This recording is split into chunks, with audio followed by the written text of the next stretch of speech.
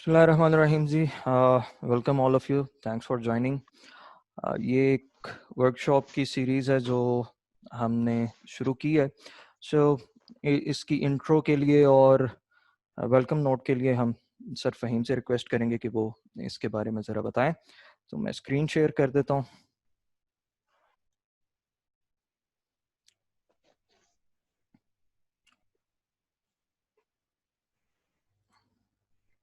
जी sir, आप ही हो। जी, thank you, Ahmed. Assalamu alaikum, everyone. To be honest, I'm very glad to see you all here. Welcome to this exciting workshop series. As most of you guys knows, and some new that have just joined our university may not know about me.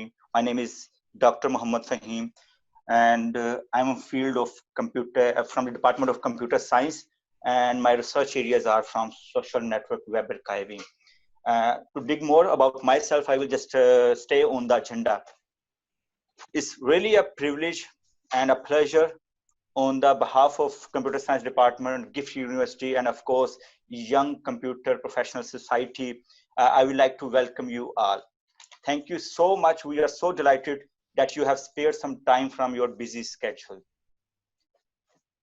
So let me first discuss about the agenda. So first of all, my team members, of course, I am here with you guys, and then there is Ahmed Bashir, and then Zishan Zulufkar here. So what we did actually, we tried to create some workshop series and then try to create some like a team, a culture where we could just collaborate and then also assist our students about the technologies that are emerging day by day. तो other than study हमने कोशिश की कि हम ऐसी workshop series को arrange करें जिसके अंदर जो हमारे स्टूडेंट्स हैं वो आने वाले फ्यूचर के लिए डेफिनेटली हमारी इंडस्ट्री की रिक्वायरमेंट्स को मीट करने के लिए रेडी हों जब वो अपनी डिग्री फिनिश कर सके। तो जी एजेंडा जो इस मीटिंग का है वो ब्रीफली मैं डिस्कस कर लूं। Of course why we need and I am going to emphasise it in upcoming slides again. Then definitely why we took version control system as our first workshop. There were many other technologies. Why we choose this one? Because this is a very serious problem that we are facing nowadays, especially when we are managing our final year project. And I found that even in my case, when I was managing some project with my students, I was having excuses. Oh, my computer जो है उसमें कोई issue आ गया है, जो दूसरा है उसके computer मेरे पास मौजूद नहीं है. I cannot sync the last changes and so on. So that's why it is something very important, and I think it's the most important one that we should continue to talk. And then again, the Ahmed will take control from that to onward, and of course Zishan will facilitate as well. So Git क्यों choose किया, and then what is difference between Git and GitHub desktop version, and why we choose this particular version control system. So let's talk about the workshop series. हमारी university का promise बहुत clear है. We are aiming to convert the knowledge into practical experience. So it means that this is the vision of our owner, the chairman साहब Anwar Dar साहब. उनका vision बड़ा clear है कि we are trying to finish this gap. The gap उसको bridge करना है. किसको? जो एक प्रैक्टिकल नॉलेज को और एक थ्योरेटिकल नॉलेज के दरमियान मिसिंग है. So definitely we took an initiative. There are many initiatives taken by university already. One of that is to create a collaboration with industry. So what we try to do here, we met with a lot of industry, उनकी requirements को meet किया. Software houses के साथ हमारी कुछ meetings हुई, और definitely in other department there are a lot of activities going on as well. So हमारी university emerge करके industry के साथ अपने relationship build कर रही है. And I'm very proud to say that in the region, our university is moving very well. If you compare with any university in the region, you will find out that our university is on the right track. Okay, so industry के साथ हमने relationship maintain कर लिया, but then we should also know what we are missing as well. So definitely there are few things that I would like to talk. One of that is, okay, we have some educational background. Definitely we learn some techniques during our courses. There are lot of computer science की degree की बात करें तो उसमें ऐसे courses हैं जो कि आपको अवेयर करते हैं टेक्नोलॉजी से, concepts, but this is an educational degree. Still, it's an educational degree. It's not something like a technical thing where we are going to more target towards the industrial needs. उसमें जारी बात है बहुत सारे बच्चे हैं वो ये भी कहते हैं कि we have learned for example one programming language and how we can shift. This is also barrier, mental barrier to my understanding. अगर आप एक language अच्छी तरह से जानते हैं then it is very easy to move from one language to the other language. It's a shift is very easy. But again ये workshop series हमने अरेंज की तो इसका कुछ ऑब्जेक्टिव था. First of all to reduce this gap, to just eliminate this gap between industry and our students, ताकि जब वो अपनी डिग्री फिनिश करें they are ready for the industry. For example हमने इस वर्कशॉप सीरीज के अंदर हमने कोशिश करनी है इस तरह की टेक्नोलॉजीज को अवेयर करवाएं अपने स्टूडेंट्स के साथ जो अभी इंडस्ट्री में इस्तेमाल हो रही हैं. And the students know these technologies very well. Then again, another thing which is very important कि जो students हैं किसी भी यूनिवर्सिटी के assets होते हैं, हमारी जो है यूनिवर्सिटी का सबसे important assets ये students हैं. And their future is the most important thing. And we concern about their futures very well. And to meet their future requirements, we are going to produce some skill set.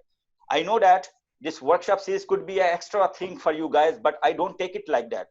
मैंने अपनी professional life में एक चीज learn की हमेशा कि जहां से भी कोई नॉलेज मिल रहा है उसको गेन करो. अभी आपको उसका शायद पर्पस नजर ना आ रहा हो, बट इन अपकमिंग टाइम में you will see that when you will be sitting with other researcher, other people, you will have things to talk with them because you have some knowledge behind it. And definitely if tools are there, they are used, they are there to be used. So definitely they have some purpose to be used, but we are not using it doesn't mean कि वो उसकी कोई importance नहीं है. तो इंशाल्लाह ताला इस वर्कशॉप सीरीज के अंदर मैं इस अपनी टीम के साथ मैं अश्योर करूंगा कि जब आप इस जर्नी हमारे साथ खत्म करें जो कि डिग्री के थ्रू आउट हमारे साथ रहेगी, definitely we will not leave you all alone. We will follow you because you are our pride, and definitely we will keep relationship with you after this degree as well. So definitely we will teach you, we will learn from you as well when you will be in industry. So this is a give and take situation, and inshallah ta'ala this workshop series is a good platform, and I want you to be with us. All you guys should be with us because you are the most important entity of this series. All right, so let me introduce about the upcoming workshop and why we choose this one. Okay, मैंने definitely I am also a learner and I like to learn new things, new technologies, and I think this gives me exposure as well as a way of thinking about things differently. बहुत सारे options थे हमारे पास. मैंने Ahmad Bashir, Zeeshan, sir Ziyad साहब, doctor Junaid साहब जिन्होंने हमें Canada से ज्वाइन किया, and very thankful to that person. Definitely उन्होंने एक पब्लिक लेक्चर भी डिलीवर किया जो डाटा साइंस के ऊपर था. But definitely we are going to meet everyone's need, data scientist की भी, मैथमेटिशियंस की भी, and of course computer science और सॉफ्टवेयर इंजीनियरिंग के बच्चों के लिए भी. Definitely we are going to target each and everyone. तो हम लोगों ने बैठे, हम लोगों ने डिसाइड किया which workshop should be essential from the start onward. फिर हम डेफिनेटली कुछ शॉर्ट टर्म प्लान होते हैं, कुछ लॉन्ग टर्म प्लान होते हैं. शॉर्ट टर्म प्लान जो इमीडिएटली हमें वर्कशॉप अरेंज करनी चाहिए ताकि हमारे बच्चे फ्यूचर्स के लिए रेडी हो जाएं. तो then we come up to this list, and definitely this is just a 5 workshop, and that's going to end by the end of November, hopefully by the start of the next semester, and we have agenda bigger than that, much bigger than that, inshallah ta'ala. We have a lot of things planned already, but what about LaTeX that we choose it? LaTeX is something like a software system where people are trying to write the documents. It's a very famous tool among researchers. Researcher इस tool को क्यों use करते हैं? It has a lot of libraries. It has a lot of freedom where you can define your own way of presenting the information. अब यही जो है हमारी रिसर्च कम्युनिटी के दरमियान एक मैकेनिज्म बन चुका हुआ है डॉक्यूमेंट को राइट करने का. और यहाँ पे LaTeX को यूज करके आप एक बिजनेस कार्ड से लेके, अपने रिसर्च आर्टिकल से लेके, अपने प्रोजेक्ट के डॉक्यूमेंट से लेके, आप इवन एक प्रेजेंटेशन स्लाइड्स तैयार कर सकते हैं. So it's a one package and which has everything into it. So that's going to be very very exciting thing. And then the second And that's, of course, the first one is going to be on 7th of October, and we took that time, like 15 days gap, only because we care about our students, and we know that their schedule is a little bit tight, but we want things to be running and wants to show our motivation. We are ready to assist you, but we need to have you with us. So definitely October 7 is going to be our next workshop time, and their latex will be covered. And definitely I want you to be there, and you will learn a new things that you may have heard about it but never tried before. Then freelancing, everybody is talking about it. Freelancing, why freelancing is emerging last days? Because people are trying to work remotely. They are trying to be self employed and trying to work from the distance. So पहले ये था कि आप physically जाके किसी जगह पे काम कर सकते हैं, अब आप remotely काम कर रहे हैं, and the client is even in US. I will take your question, man. Just give me a second, just note your question. I will take when I will, if it is just like a generalized question, Abu Bakr, I will take your question. I will give you enough time to ask me the question, and definitely I'm going to ask you the question. Even you can ask the question at the end of the workshop. So definitely your questions are most important, and answering them is essential, and I'm not going to ignore that one. Ji, freelancing की बात कही जाए तो freelancing is very important, and definitely उसमें कुछ tricks हैं, कुछ guidelines हैं, कुछ platforms हैं, how the हमारी market जो local market है वो पिछले 5-7 साल में कैसे इस challenge को handle कर रही है. We will talk about this one as well. Then there is another workshop with the title Trello, and it's more like a project management thing, where we will be managing somehow we will be managing our project well, like in the form of cards, ताकि हमें पता चले कि हमारे current project का status क्या है. Then definitely this is for the people who are going to finish their studies, and of course you need it always. You have to build your profile from now onward, not after finishing your degree. It has to be from now. So it means that I'm going to talk about LinkedIn, and then how important it is when we talk about the professional growth. And then of course this is a Git first workshop, and then in the second we will dig more in details, and definitely that will help to the students to understand the Git system, distributed, of course, somehow centralized system in more detail. So now we come to the real problem, the problem that I faced throughout my experience in GIFT University, and as well as to the undergrad level. हमारे final के project हैं, हम teams बनाते हैं. Teams बनाने के बाद हम क्या करते हैं, हम जॉब्स डिवाइड करते हैं. इमेजिन करें कोई फाइनल का प्रोजेक्ट है, and there are 3 different members, and you can name whatever you like. Here in the example is Babar, Hadia, and Saad. So the 3 are working on a project. तो simple example, let's try to understand कि क्यों हमें Git की जरूरत पड़ी या किसी भी वर्जन कंट्रोल सिस्टम की क्यों जरूरत पड़ी.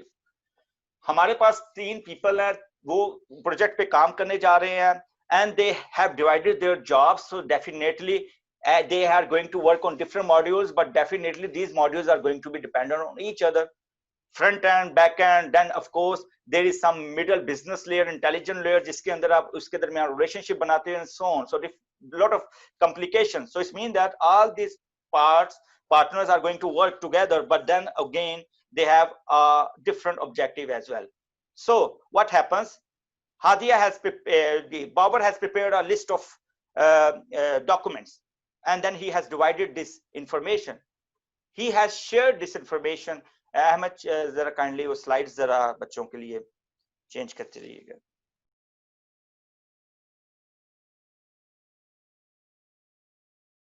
ओके, बाबर ने कुछ फाइल्स जो हैं वो ईमेल के थ्रू भेजी हादिया को. And what happened, she has done some task, she modified few files, and then afterwards she thinks that okay, now the time start where Saad has to do some work. So she sent further this email, this files to Saad. So now what he did, he also produced some input. उसमें files, new files की, existing file के अंदर changes की, or even he may have modified the files that has been produced by Hadia. So everyone has worked together, but on their own system. But the medium they used to share the files, that was through the email. Then what they have totally different systems. So let me elaborate on the upcoming slide more about it. तो क्या यहाँ पे problem हुआ, हर बंदे ने अपना अपना काम किया, उसके कंप्यूटर, अपने पर्सनल कंप्यूटर के अंदर अंदर अपनी अपनी कॉपीज पड़ी हुई हैं, उसके अंदर डिफरेंट इंफॉर्मेशन हैं, and how we know that which one has the latest version, which one has the latest version, और कैसे हमें ये पता चलेगा कि सेम फाइल में जो चेंजेस किए हैं वो उस पर्टिकुलर पर्सन ने किए हैं. How it's going to happen, how we going to track this kind of information, या कौन बंदा है जो इस फाइल्स को मर्ज करेगा, and how we going to sort out all these problems. And last but not least, everyone worked. What if somebody's system just didn't respond, मतलब उसका सिस्टम ही खराब हो गया है, तो कैसे हम उससे डाटा रिकवर करेंगे, हम हार्ड डिस्क भेजेंगे किसी को डाटा रिकवर के लिए, and so on. So many problems. Why we are facing this problem when we have a very easy solution that we can always utilize? Definitely one of the option could be कि हम कोई shared repository बना लें Google docs की file में, जहां पे हम डॉक्यूमेंट शेयर कर सकते हैं, अपना कोड शेयर कर सकते हैं. Definitely this is Google code नाम से भी एक था जो कि अब यूज नहीं हो रहा, 2 साल हो गए हैं उसको डिप्रिक्ट हुए. Then there was the option. So even अगर देखा जाए तो हमारे पास गूगल डॉक्स है, but then still people are sharing that resources, everybody is changing. I can see review who pushed which kind of comment, क्या उसने edit किया, but still I cannot see which version was produced by whom, and still I cannot merge their information. और most importantly, अगर किसी level पे किसी जगह पे कोई गलती हो जाए तो how we can just simply move to the previous version. So it means that this is not an easy task. We need a proper system that only not keep track of the file system as well as build files. उसके file system के मतलब उसको track करना properly, ताकि पता चले कि locally किसने क्या क्या फाइल चेंज की हैं. एंड डेफिनेटली जब वो चेंजेस पुश करे सर्वर के ऊपर, तो सर्वर के ऊपर चेंजेस आ जाए तो उसे पता चले कि उसने कौन सा वर्जन प्रोड्यूस किया है. एंड डेफिनेटली अगर वहां पे कुछ कॉम्प्लिकेटेड रिक्वेस्ट रिक्वायर्ड है, जैसे कि मर्ज किया है, जो कि हमारी अपकमिंग वर्कशॉप का एजेंडा होगा, and then how we are going to do the merge from different sources. So we have a proper system. So what I was talking about the problem statement that we are facing nowadays in our computer science department, and especially for the students that are doing final year project. तो मैंने कहा था कि हमारे पास final का project है. Let's suppose we started with a very simple example. We have 3 different students and they were working on same project, but they were producing their own copies. They were working on different copies at their local system. So उसमें क्या issue हो रहा था कि जब हमें merging करनी पड़ती थी तो then we have to have all these files and that's not going to be a trivial task. तो मैंने कहा था एक solution let's suppose हो सकता है Google Docs का, documents का, जिसके अंदर हम अपना document upload कर दें. Definitely it will not work for the programming things, but still we can have some Word documents shared there and we can just work on it and produce some shared document. But again, imagine अगर project की बात करें तो उसके अंदर हमारे से कुछ ऐसी चेंजेस हो जाती हैं जिसको हम रिवर्ट करना चाह रहे हैं. Do we have this feasibility in Google Docs? It's not going to work very easily. So definitely we need a system that properly works for programming type of exercise, definitely, because I'm talking about making you technically sound, and that's the objective of our university, as I already mentioned. So definitely we are concerned and we are going to introduce you a versioning control system in this very first workshop, and there are many more coming. Just you need to show us the motivation, and we are here to just improve your problem skills. अच्छा, versioning control system in general क्या होता है? जैसे कि मैं इसको briefly अभी तक इंट्रोड्यूस करवा भी चुका हूं कि एक ऐसा मैनेजमेंट सिस्टम जिसके अंदर आप डिप्लॉय करते हो अपना कोड, डिफरेंट पीपल उस कोड को अपने पास सेव कर लेते हैं, कोई लोकली उस पर काम करते हैं, काम करके उस चेंजेस को वो पुश करते हैं उस रिमोट रेपोजिटरी पे, और उससे उनको ये भी पता चल जाता है कि उन्होंने क्या वर्जन किया प्रोड्यूस, डिफरेंट जो कोलीग्स हैं उन्होंने क्या वर्जन किया, क्या हमें उस जो चेंजेस है उसको मर्ज करना पड़ेगा. तो this is just one click away from you guys. You don't have to do cut, paste, or many other things here. Just a one simple command will do the task. Then definitely we have made some mistakes, and I want to revert to the previous version. How I will do? When a management system will be creating versions of your repository, your share repository, उसके different version वो बना के अपने पास रखता है. And then if I want to go back to the previous version, it's even easier by using a command. So definitely we need a proper system if we are talking about a computer skills. अब बात आ जाती है कि इस तरह के version control system के ऊपर हम क्या अपलोड कर सकते हैं, कैसे. तो you can start with the documents till any computer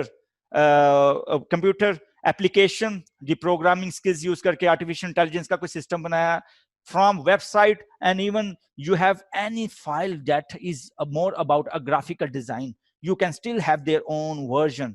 So it means that we are going to talk about a system that can handle the challenge we face from different type of files. So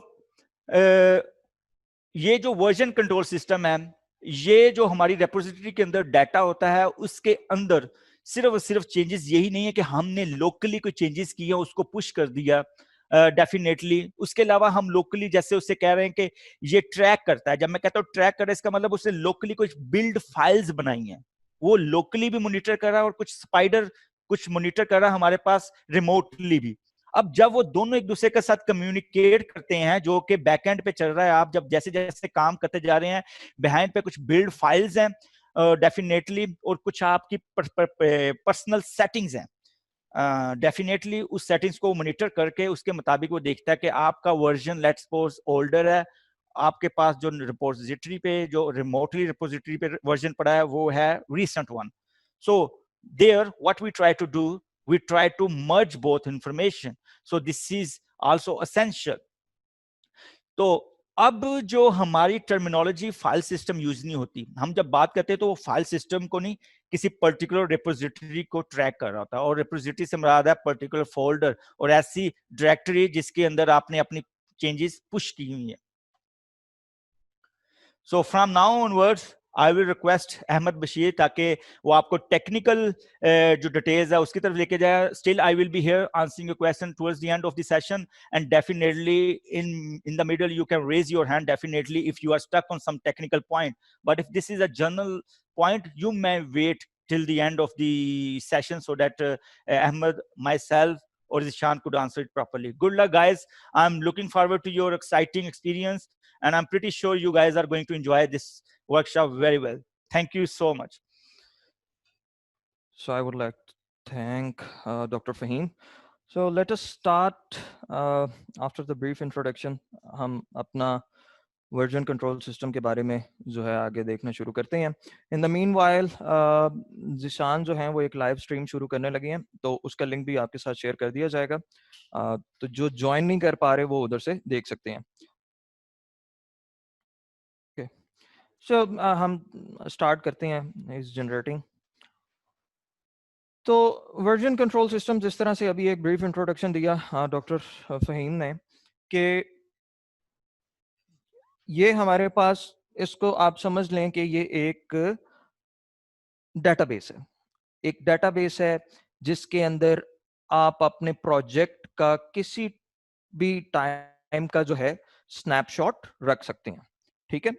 सो किसी time भी at particular time आप snapshot ले सकते हैं. ठीक है.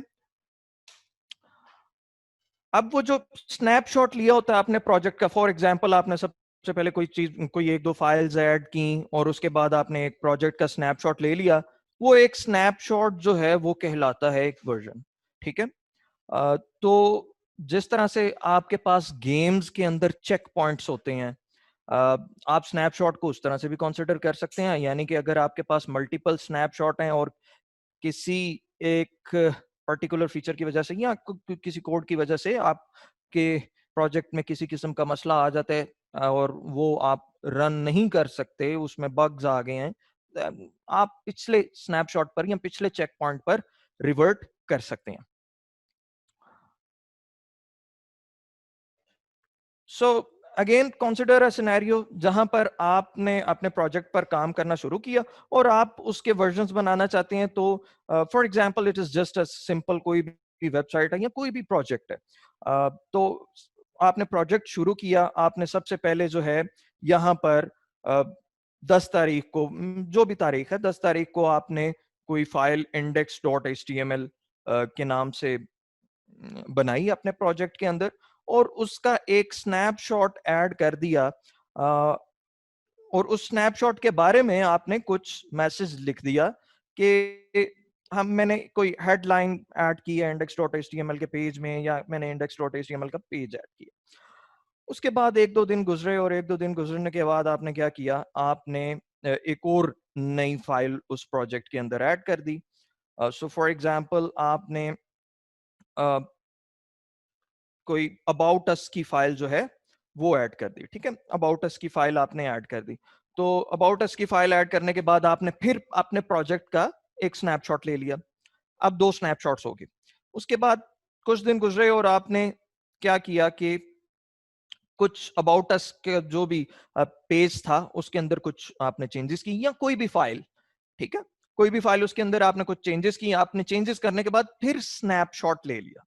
ठीक है, तो अब ये 3 स्नैपशॉट आपके पास पड़े हुए हैं जो आपके पास्ट को भी दिखा रहे हैं और आपके प्रेजेंट को भी दिखा रहे हैं, और जो आने वाले स्नैपशॉट्स होंगे वो आपका फ्यूचर होगा।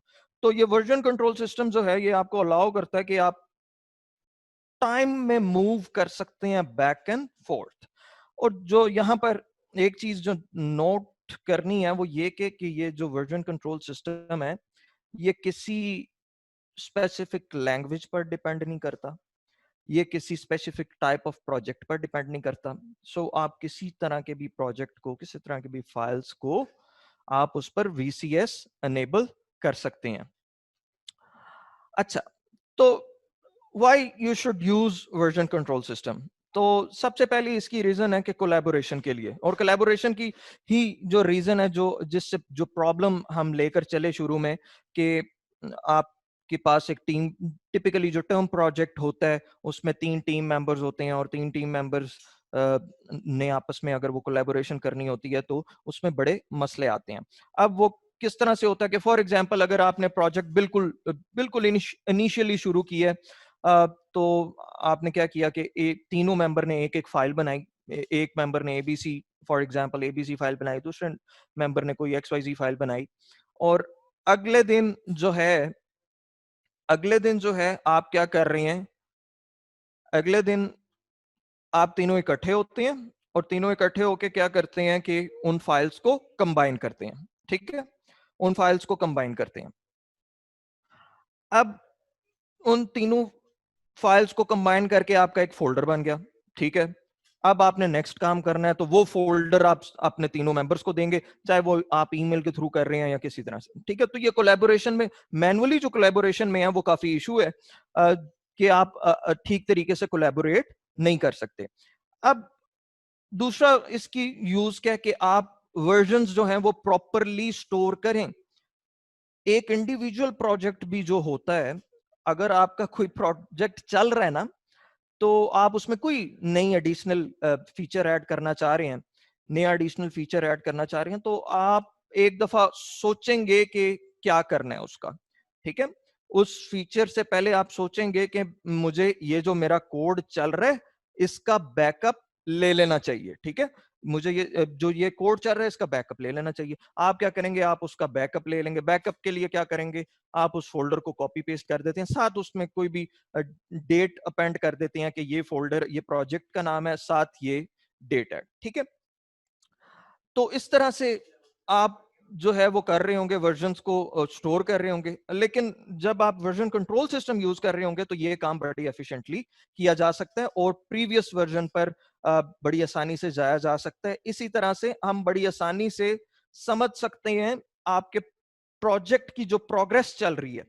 ठीक है, ये प्रोग्रेस जो चल रही है प्रोजेक्ट की, वो आपको समझ आ रही होगी कि ये जो पहला स्नैपशॉट था तब हमने क्या किया, दूसरे स्नैपशॉट पर हमने क्या किया, एंड सो ऑन।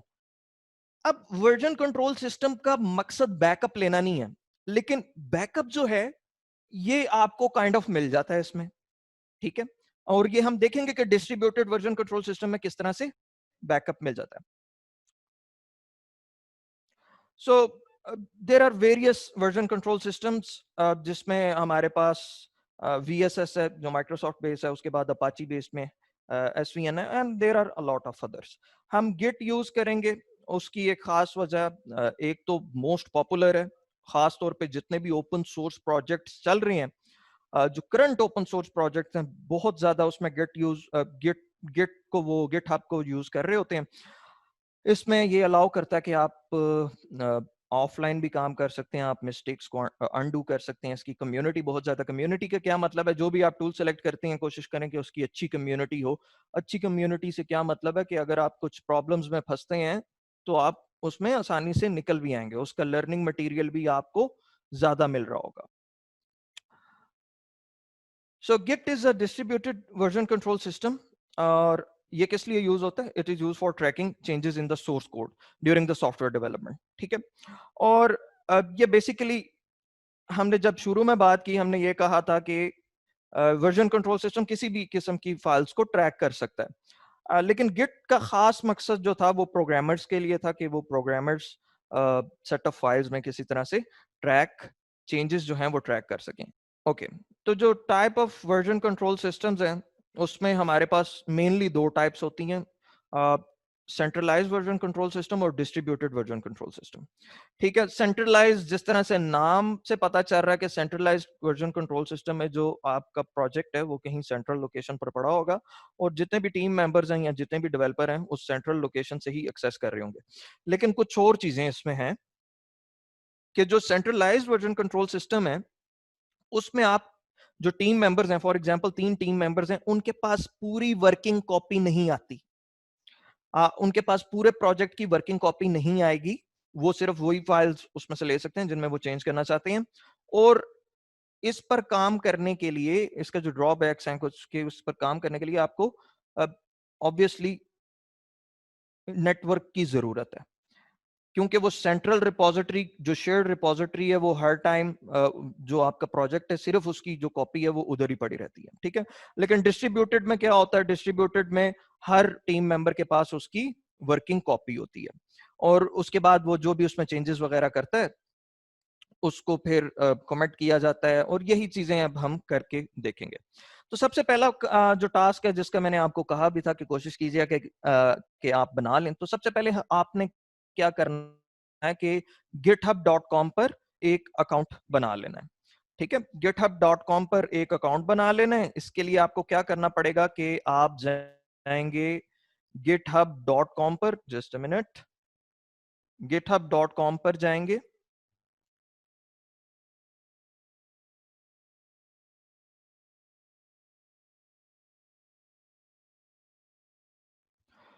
और जब github.com ओपन होगा तो आपको कुछ चीजें नजर आ रही होंगी, जिस तरह से फॉर एग्जांपल वो आपसे यूजर नेम पूछ रहा है, वो आपसे ईमेल पूछ रहा है और वो आपसे पासवर्ड पूछ रहा है. तो ये चीजें आपने प्रोवाइड करनी है. तो यहाँ पर मैं एक डेमो अकाउंट में बना देता हूँ. So for example user name, यहाँ पर आप अपना नाम लिख सकते हैं. मैं यहाँ पर एक यूनिवर्सिटी का अकाउंट यूज कर रहा हूँ तो मैं बिल्कुल उसका जो CS321A, ठीक है, ये मैंने यूजर नेम दे दिया. और इसी तरह से मैं इसको ईमेल एड्रेस बताता हूं. सो आई वुड रिकमेंड कि आप जो इस पर अकाउंट्स बनाएं वो अपने यूनिवर्सिटी के ईमेल से बनाएं. ठीक है. यूनिवर्सिटी की ईमेल से इस पर अकाउंट बनाएं. उसके काफी बेनिफिट्स हैं जिस पर हम थोड़ा सा एंड पर कोशिश करेंगे. टाइम मिला तो बात करें, नहीं तो नेक्स्ट जो हमारा पार्ट होगा. सो यहां पर मैं इसको कोई पासवर्ड दे देता हूं और पासवर्ड जो है इसका जो उन्होंने चेक्स दिए हुए हैं उसके मुताबिक होना चाहिए. तो साइन अप में करूंगा. साइन अप करने के बाद वो यहाँ पर मुझसे वेरिफिकेशन के लिए कहेगा कि आप अपने अकाउंट की वेरिफिकेशन करें. तो वेरीफाई के लिए वो एक पजल देता है और उस पजल में बेसिकली आपने क्या करना होता है कि आपको स्पाइरल गैलेक्सी फॉर एग्जांपल यहाँ से सिलेक्ट कर ली, इस तरह से मुख्तलिफ पजल्स देगा. यानी कि एक माह पहले ये 3 पजल्स देता था जिसमें तीन तीन जानवरों की तस्वीरें होती थी और उनको सीधा करना होता था. अब इन्होंने जरा चेंज कर दिया और यहाँ पर ज्वाइन अ फ्री प्लान पर आप क्लिक कर दें. और उसके बाद यहाँ पर कुछ इंफॉर्मेशन वो आपसे पूछेंगे कि आप किस किस्म का काम करते हैं। आप स्टूडेंट्स हैं तो स्टूडेंट को सिलेक्ट कर लें, और आप वो आपसे पूछेंगे कि आपका प्रोग्रामिंग एक्सपीरियंस क्या है। यहाँ से आप अपने मुताबिक जो भी है प्रोग्रामिंग एक्सपीरियंस, आप नए हैं या मॉडरेट हैं तो जो भी है वो सिलेक्ट कर लें।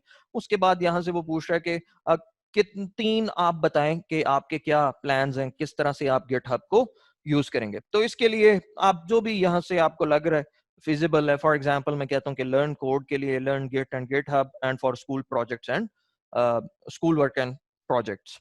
उसके बाद यहाँ पर ये ऑप्शनल है, आप बता सकते हैं कि आप कौन कौन सी फ्रेमवर्क्स में या कौन कौन सी चीजों में इंटरेस्टेड हैं। फॉर एग्जांपल मैं यहाँ पर लिखता हूँ रिएक्ट और Laravel and for example PHP whatsoever, जो भी है आप अपनी मर्जी के मुताबिक यहाँ पर बता दें।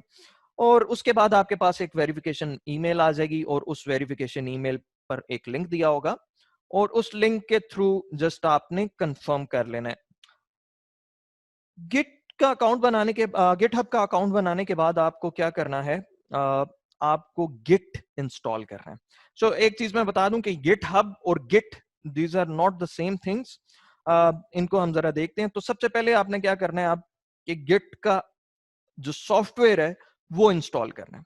और वो किस तरह से आप इंस्टॉल कर सकते हैं, उसको इंस्टॉल करने के लिए आपको जाना पड़ेगा gitscm.com पर, डाउनलोड्स। इस पर यहाँ पर आपको इंस्टॉलेशन गाइड भी मिल जाएगी। आपको अगर आप लिनक्स यूज कर रहे हैं तो लिनक्स का जो है वो मिल जाएगा, आप विंडोज यूज कर रहे हैं तो विंडोज बेस्ड आपको मिल जाएगा। सो फॉर एग्जांपल यहाँ पर हम लिखते हैं gitscm डाउनलोड,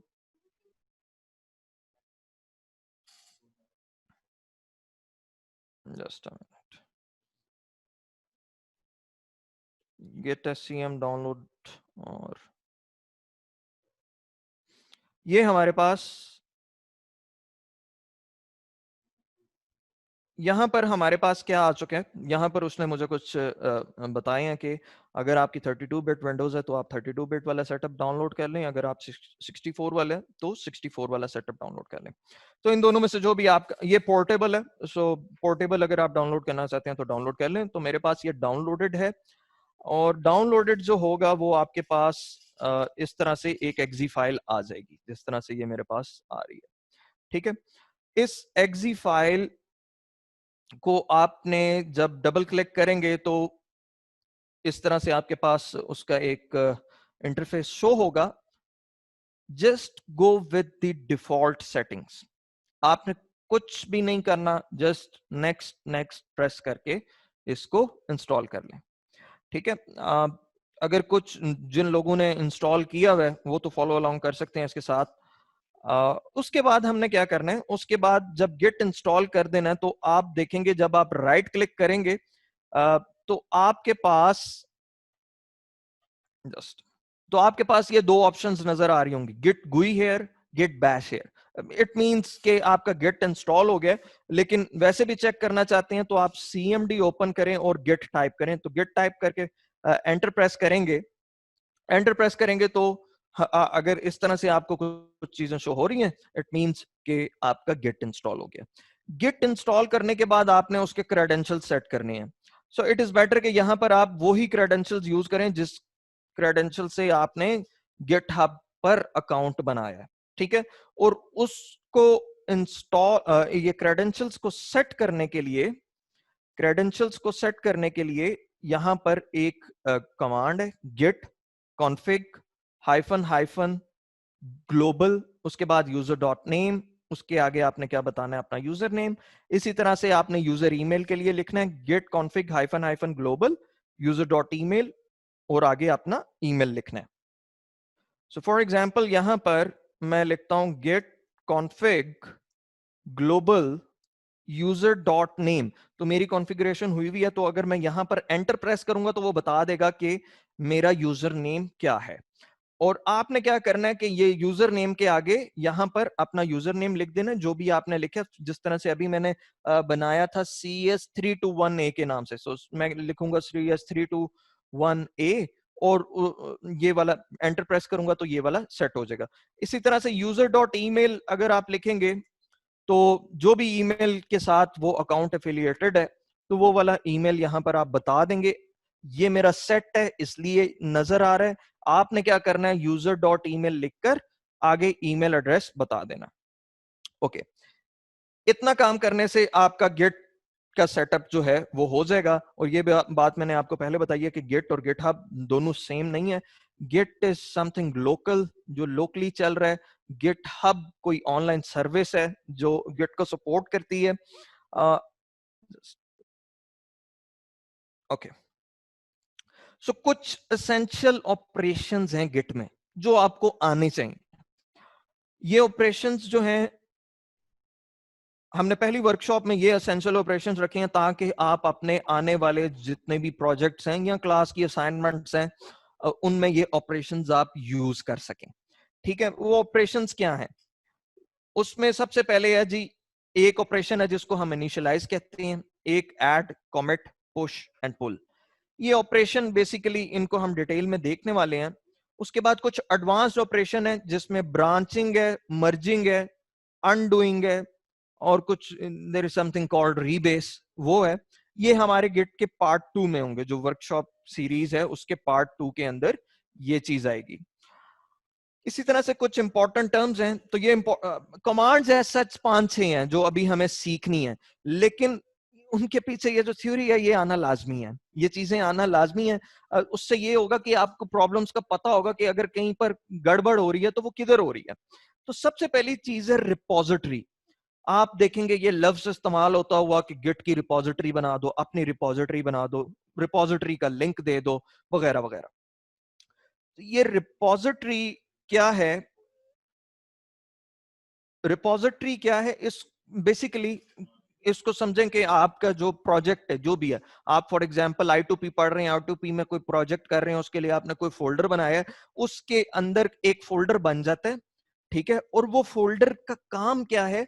वो फोल्डर सारी चीजें ट्रैक कर रहा होता है आपके प्रोजेक्ट के अंदर, कि इसमें कौन सी फाइल्स ऐड हुई हैं, कौन सी रिमूव हुई हैं, ठीक है, कौन सी फाइल में चेंजेस आए हैं, वगैरह वगैरह।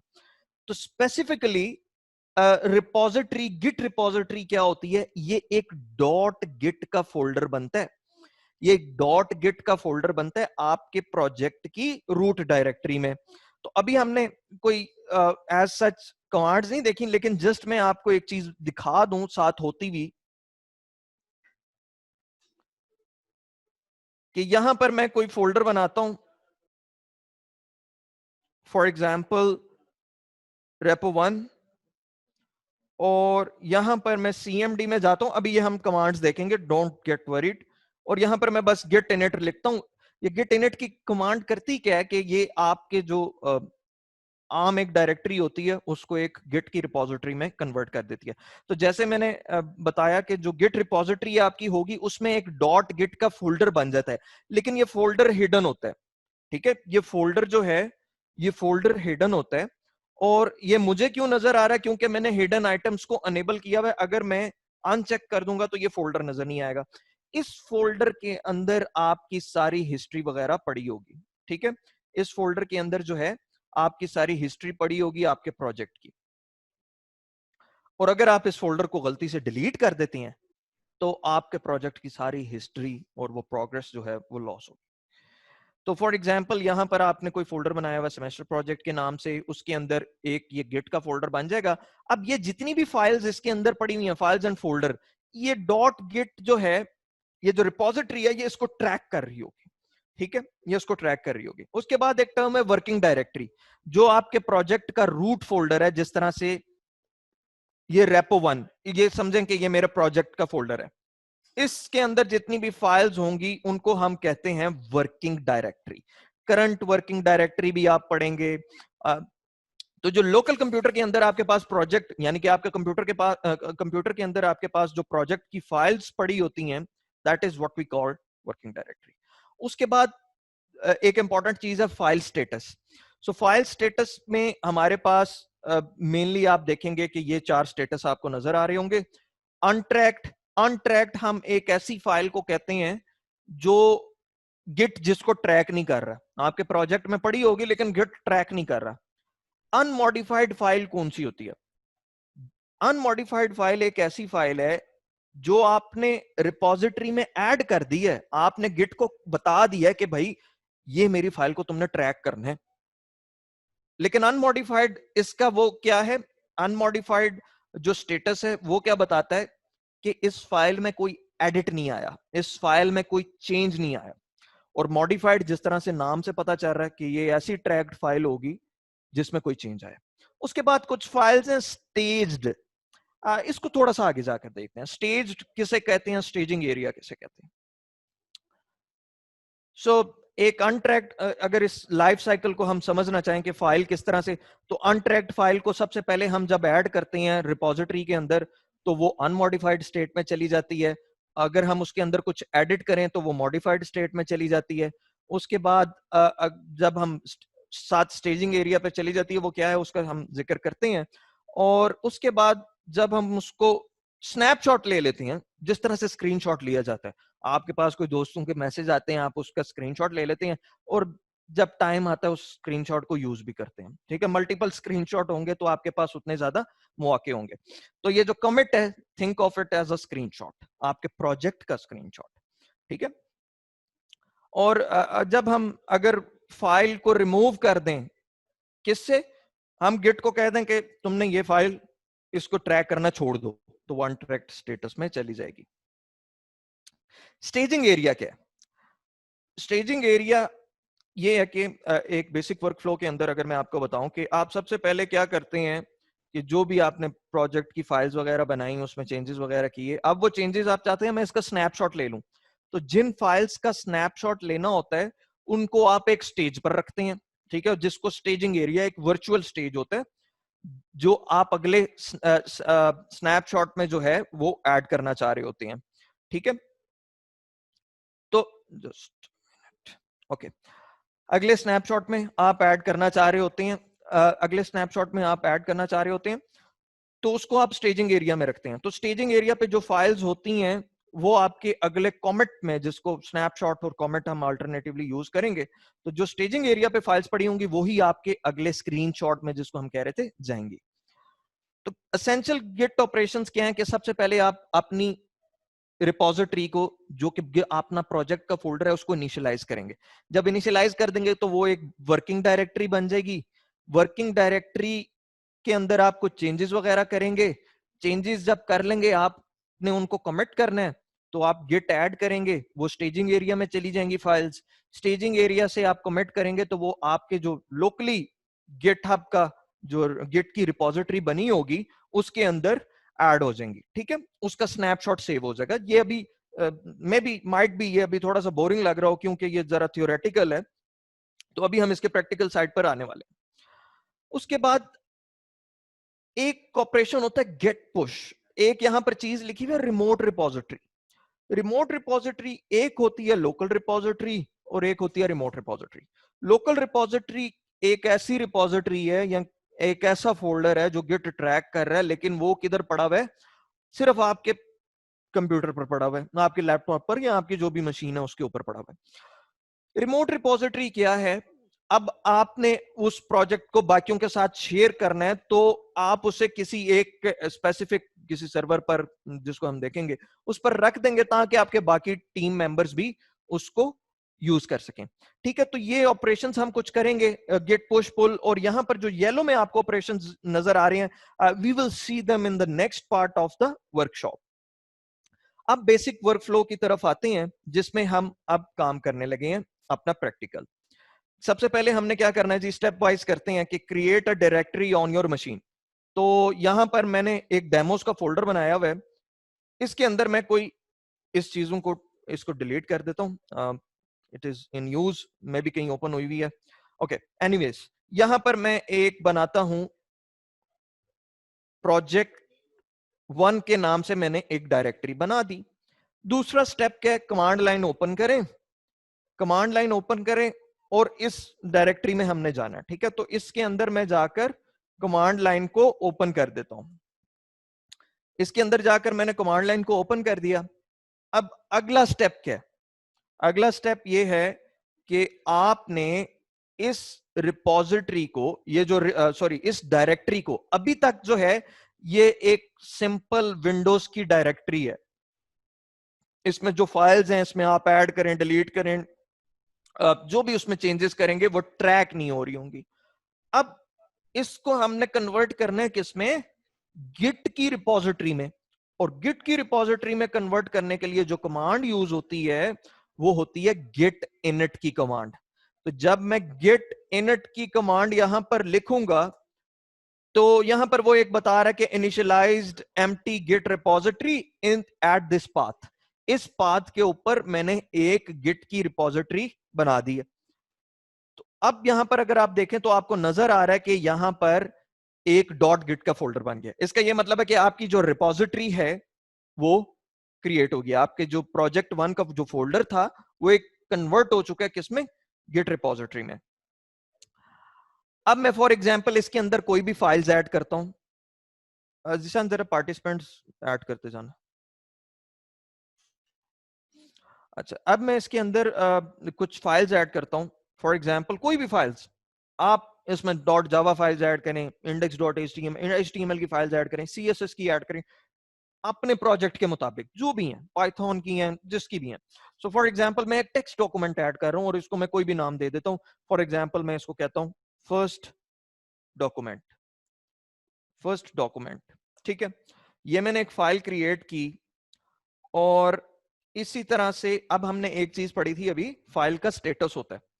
तो अब आप अपनी यहां पर अगर रिपोजिटरी का स्टेटस चेक करना चाह रहे हैं कि क्या स्टेटस है, क्या क्या इसमें है, क्या नहीं है, तो गिट स्टेटस की कमांड आपको बताएगी। गिट स्टेटस लिखेंगे और एंटर प्रेस करेंगे।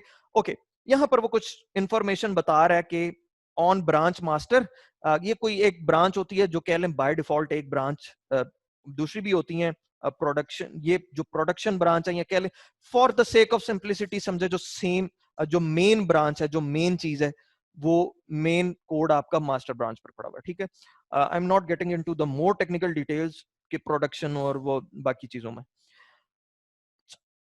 यहां पर ये बता रहा है कि अभी तक कोई कमिट नहीं हुआ, अभी तक आपने कोई स्नैपशॉट नहीं लिया अपने प्रोजेक्ट का। नीचे वो क्या बता रहा है, वो बता रहा है कि भाई इस फोल्डर के अंदर एक फाइल पड़ी हुई है फर्स्ट डॉक्यूमेंट डॉट टीएक्सटी, जो कि ट्रैक नहीं कर रहा मैं ये, लेकिन फाइल पड़ी हुई है। ठीक है, ट्रैक नहीं कर रहा, एक फाइल पड़ी हुई है लेकिन मैं ट्रैक नहीं कर रहा। तो अब फॉर एग्जांपल मैं इसमें एक और फाइल ऐड कर देता हूं,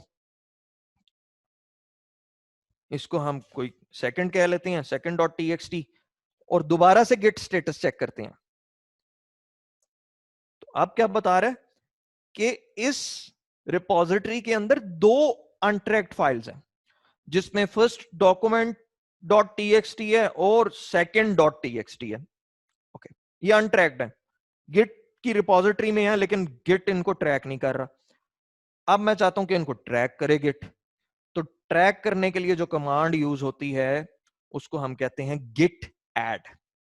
ठीक है, और इसमें आपको मल्टीपल फ्लेवर्स नजर आएंगे, मल्टीपल सिंटेक्स नजर आएगा, लेकिन दो कॉमन मैं आपको यहां पर बता रहा हूं। गिट ऐड और उसके बाद आपने फाइल का नाम डॉट एक्सटेंशन, फाइल का नाम डॉट उसकी एक्सटेंशन एंड सो ऑन। एक तो इस तरह से कर सकते हैं, ये भी आपके लिए यूजफुल है। और अगर गिट ऐड के साथ आप डॉट लिख देते हैं तो करंट फोल्डर, करंट जो भी आपकी जितनी भी फाइल्स हैं, फोल्डर्स हैं, वो किस में ऐड कर देगा, स्टेजिंग एरिया पर ले जाएगा। तो स्टेजिंग एरिया के अंदर हम फाइल्स कब रखते हैं, जब हम चाहते हैं कि उन फाइल्स के अंदर कुछ कमेंट, जब हम रिपोजिटरी में कमेंट करना चाहते हैं। तो यहां पर मैं जस्ट मैं एक दफा क्लियर कर लूं, गिट ऐड ऑल। अब मैंने ऐड कर दी, मैंने सारी फाइल्स ऐड कर दी। सारी फाइल ऐड करने के बाद मैं लिखता हूं गिट स्टेटस। गिट स्टेटस लिखकर अब जो हमारे पास मैसेज आएगा वो कुछ और है।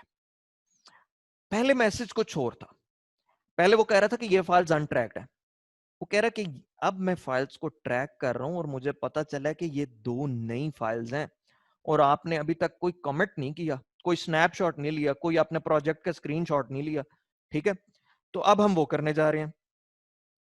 वो करने के लिए हम क्या कर सकते हैं, एक यहां पर कमांड है गिट कमिट, उसके साथ ये एक फ्लैग यूज हो रहा है -m, और यहां पर आपने मैसेज बताना होता है।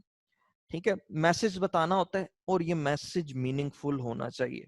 ताकि आपके टीममेट्स को पता चल जाए। मिसाल के तौर पर आप 3 प्रोजेक्ट मेंबर्स काम कर रहे हो, पहले स्टूडेंट ने क्या किया, एक index.html की फाइल बनाई और उसने कमिट कर दिया और मैसेज में उसने लिख दिया added index.html फाइल, ठीक है। तो अब जो दूसरा बंदा उसको देख रहा होगा तो उसे पता चल जाएगा कि फलां बंदे ने ये चीज ऐड की है, ठीक है। तो यहां पर अब ये जो मैसेज है ये गेट कॉमेट -m और यहां पर हम एक मैसेज जो भी लिख देंगे, for example added first document.txt and second.txt, ठीक है। ये अब मैं एंटर कर देता हूं। अब इसका क्या मतलब है? इसका ये मतलब है कि गिट ने आपके प्रोजेक्ट की जो अभी स्टेट थी, अभी जो स्टेट थी उसके मुताबिक उसने एक उसकी स्क्रीनशॉट ले लिया, ठीक है। एक स्क्रीनशॉट ले लिए तो अब अभी अगर मैं गेट स्टेटस चेक करूं तो वो क्या बताएगा? वो कहेगा कि मैंने जो लेटेस्ट स्क्रीनशॉट ले ली है, अभी यहां पर कोई चीज ऐसी नहीं पड़ी हुई जिसको दोबारा आप स्क्रीनशॉट में ऐड करना चाहें, कोई नई चीज नहीं आई या कोई डिलीशन नहीं हुई, कोई अपडेशन नहीं हुई, ठीक है। तो अब ये अगर आप ये चेक करना चाह रहे हैं कि किसने क्या आपने प्रोजेक्ट का लॉग चेक करना चाह रहे हैं, कब कौन सा जो है वो हुआ है, कमिट हुआ है, तो गिट लॉग की कमांड यूज होती है, ठीक है। गिट लॉग, तो गिट लॉग लिखकर मैं एंटर प्रेस करूंगा तो यहां पर अब वो मुझे बता रहा है कुछ इंफॉर्मेशन। वो बता रहा है ये जो चीज नजर आ रही है आपको येलो कलर की, मैं भी आपके एडिटर में किसी और तरह से नजर आ रही हो, लेकिन ये जो चीज नजर आ रही है ये एक कमिट हैश है, ये एक यूनिक आइडेंटिफायर है जो बताता है कि किस यूजर ने कब चेंज की। मुख्तलिफ जो वर्जन कंट्रोल सिस्टम है उनका ये तरीकाकार जो है आइडेंटिफिकेशन का मुख्तलिफ है। गिट जो है ये 40 करेक्टर्स का यूनिक आइडेंटिफायर यूज करता है, ठीक है। 40 करेक्टर्स का ये यूनिक आइडेंटिफायर होता है। नीचे वो बता रहा है कि ऑथर कौन था इसका, ये ऑथर का यूजर नेम है अहमद बशीर -repo और ये उसकी ईमेल एड्रेस है ahmedbashir.w@gmail.com, ठीक है। और नीचे वो डेट बता रहा है कि वेंसडे को सितंबर 16 को 1841 27 सेकंड 22 पर और यहां पर ये यूटीसी बेसिकली बता रहा है, आपका टाइम जोन बता रहा है। इसके मुताबिक आपने एक कमेंट किया है और उस कमेंट का मैसेज क्या है, यहां पर वो बता रहा है added first document .txt and second .txt। Okay, ये एक बेसिक वर्कफ्लो था। Now we will go again. अब मैं क्या करता हूं कि इसी फोल्डर को ओपन करते हैं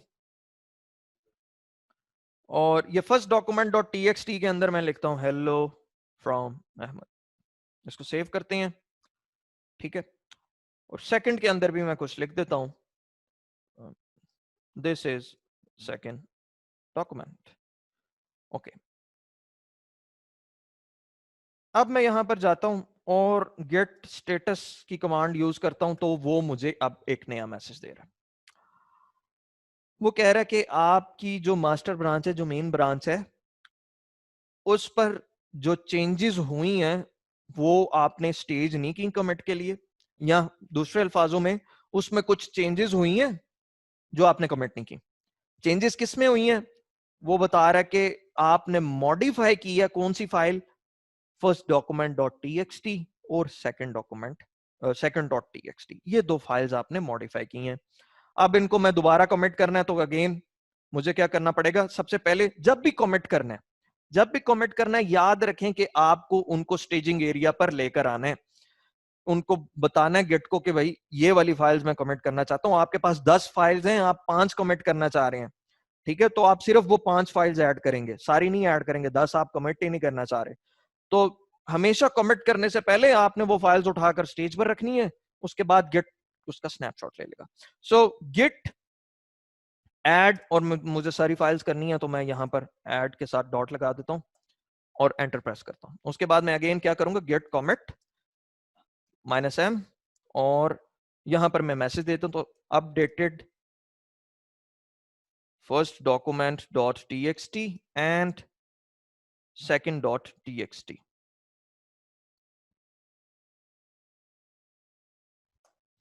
ओके। नीचे वो क्या बता रहा है कि मैंने अपडेट कर दिया फर्स्ट डॉक्यूमेंट डॉट टीएक्सटी और सेकंड डॉक्यूमेंट डॉट टीएक्सटी, दो फाइल्स चेंज हुई हैं, दो इंसर्शंस हुई हैं। दो इंसर्शंस का क्या मतलब है? दो लाइंस उसमें ऐड हुई हैं। Okay, now let us see the log. अब गिट लॉग अगर देखें तो अभी 6:45 हुए हैं, जिसके मुताबिक ये लेटेस्ट कमेंट है, और दोनों कमेंट्स का हैश बिल्कुल डिफरेंट होगा। ठीक है, इससे बड़ी आसानी से आइडेंटिफाई हो सकता है। नीचे जो वो ऑथर की डिटेल्स दे रहा है उससे ये भी आइडेंटिफाई हो सकता है कि किसने कौन सा कमेंट किया। लेकिन यहां पर एक और चीज नजर आ रही होगी आपको, जिस पर लिखा हुआ है हेड। इसके बारे में जरा देखते हैं। हेड जो है, हेड, अब जस्ट अ मिनट, अगर ये मैं गिट लॉग को क्लियर स्क्रीन करके मैं दोबारा लिखूं और आपसे ये सवाल पूछूं कि अभी हमारे प्रोजेक्ट के कितने वर्जन हैं, तो लॉग में आपको जितने कमेंट्स शो हो रहे हैं समझे उतने वर्जन हैं। ठीक है, तो अभी हमारे प्रोजेक्ट के 2 वर्जन हैं। करंट वर्जन कौन सा है? जो भी करंट वर्जन होगा, हेड आपका उस करंट वर्जन के ऊपर पॉइंट कर रहा होगा। तो जिधर आपको हेड लिखा नजर आ रहा है, it means that is your current version. ठीक है, तो हेड आपका लेटेस्ट कमेंट को या करंट जो ब्रांच है उसको रेफर करता है। सो फॉर एग्जाम्पल, पास्ट में हमने एक कमेंट 1 किया, जो अभी जिस तरह से अभी हमने पहला कमेंट किया जिसमें हमने लिखा कि added this file and this file. उसके बाद उन फाइल्स को मैंने क्या किया? अपडेट किया। अपडेट करने के बाद जब मैंने कमेंट किया, तो अब हमारा हेड किधर होगा? वो जो लेटेस्ट कमेंट है उसके ऊपर हेड होगा। ठीक है, लेटेस्ट कमेंट के ऊपर हेड होगा। उसके बाद आगे आपकी वर्किंग डायरेक्टरी में कुछ नई फाइल्स आती हैं, आप उनमें चेंजेस करते हैं, चेंजेस करके फिर आप उनको स्टेज पर रखते हैं। स्टेज पर रखने के बाद आप फिर कमेंट करते हैं, तो वो हेड आपका किस पर आ जाएगा? तीसरे कमेंट पर। ठीक है, जो लेटेस्ट कमेंट होगा। ठीक है, अच्छा, और ये बात जिस तरह से हमने की कि हम ये किस तरह से आइडेंटिफाई कर सकते हैं कि किसने क्या चेंजेस की, तो उसके लिए वो कमेंट हैश है। कमेंट हैश बताता है कि इस यूजर ने ये इस यूजर ने इस टाइम पर, इस डेट पर ये कमेंट किया था। ठीक है, तो मल्टीपल यूजर्स हो सकता है कि वो सेम फाइल पर काम कर रहे हो। ठीक है, मल्टीपल यूजर्स सेम फाइल पर काम कर रहे हो, और जब वो कमेंट करते हैं तो अब किस तरह से कमेंट कर रहे होंगे? वो तो लोकली कमेंट कर रहे होंगे, यानी कि ऑफलाइन रहकर कमेंट कर रहे हैं। ठीक है, तो वो किस तरह से आइडेंटिफाई करेगा? वो आइडेंटिफाई करने के लिए ये कमेंट हैश यूज होता है। ठीक है, सो अभी जो अगर मैं एक क्विक रिव्यू दूं, तो अभी जो हमने कमांड्स पढ़ी हैं गिट की, सबसे पहले गिट इनिट। गिट इनिट क्या करेगा? आपके प्रोजेक्ट को कन्वर्ट करेगा एक गिट रिपोजिटरी में।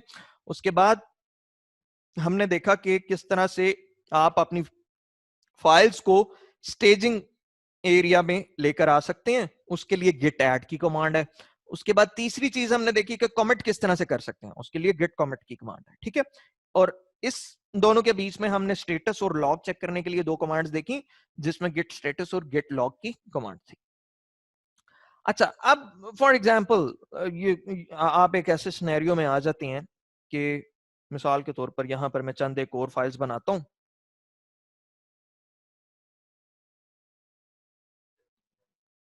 एबीसी, और इसी तरह से मैं एक और फाइल बनाता हूं XYZ, कोई भी फाइल्स हैं। ठीक है, ये मैंने फाइल्स बना दी, और मैं यहां पर अपने CMD पर जाकर, जस्ट अ मिनट, ये मेरे पास मल्टीपल विंडोज ओपन है, मैं एक विंडो ओपन कर लूं। ओके,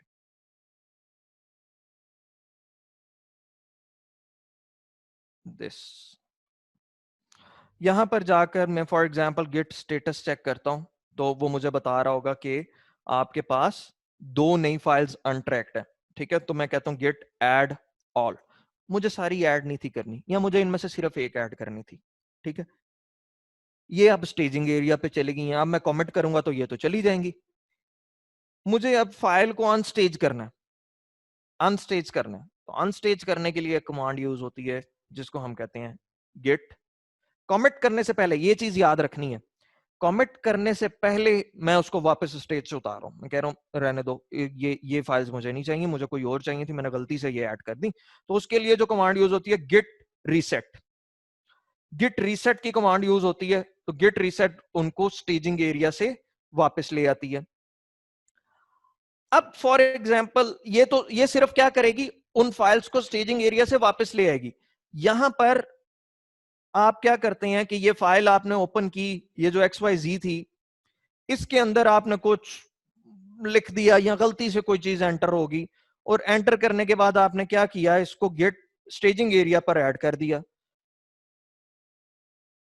अब गिट रीसेट क्या करेगा, गिट रीसेट तो उसको स्टेजिंग एरिया से वापस ले आएगा, लेकिन मैं चाहता हूं कि स्टेजिंग एरिया से वापस भी आए और वो जो गलती से कुछ चेंजेस हो गई थी वो भी रिवर्ट हो जाए।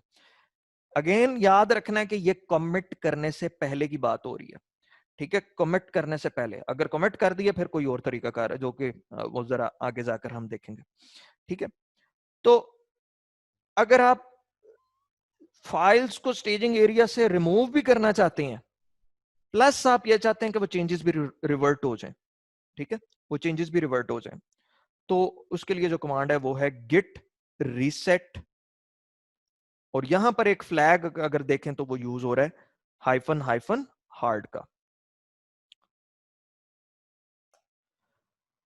अब वो बता रहा है कि हेड इज नाउ देयर। अगर मैं यहां पर इन फाइल्स को देखूं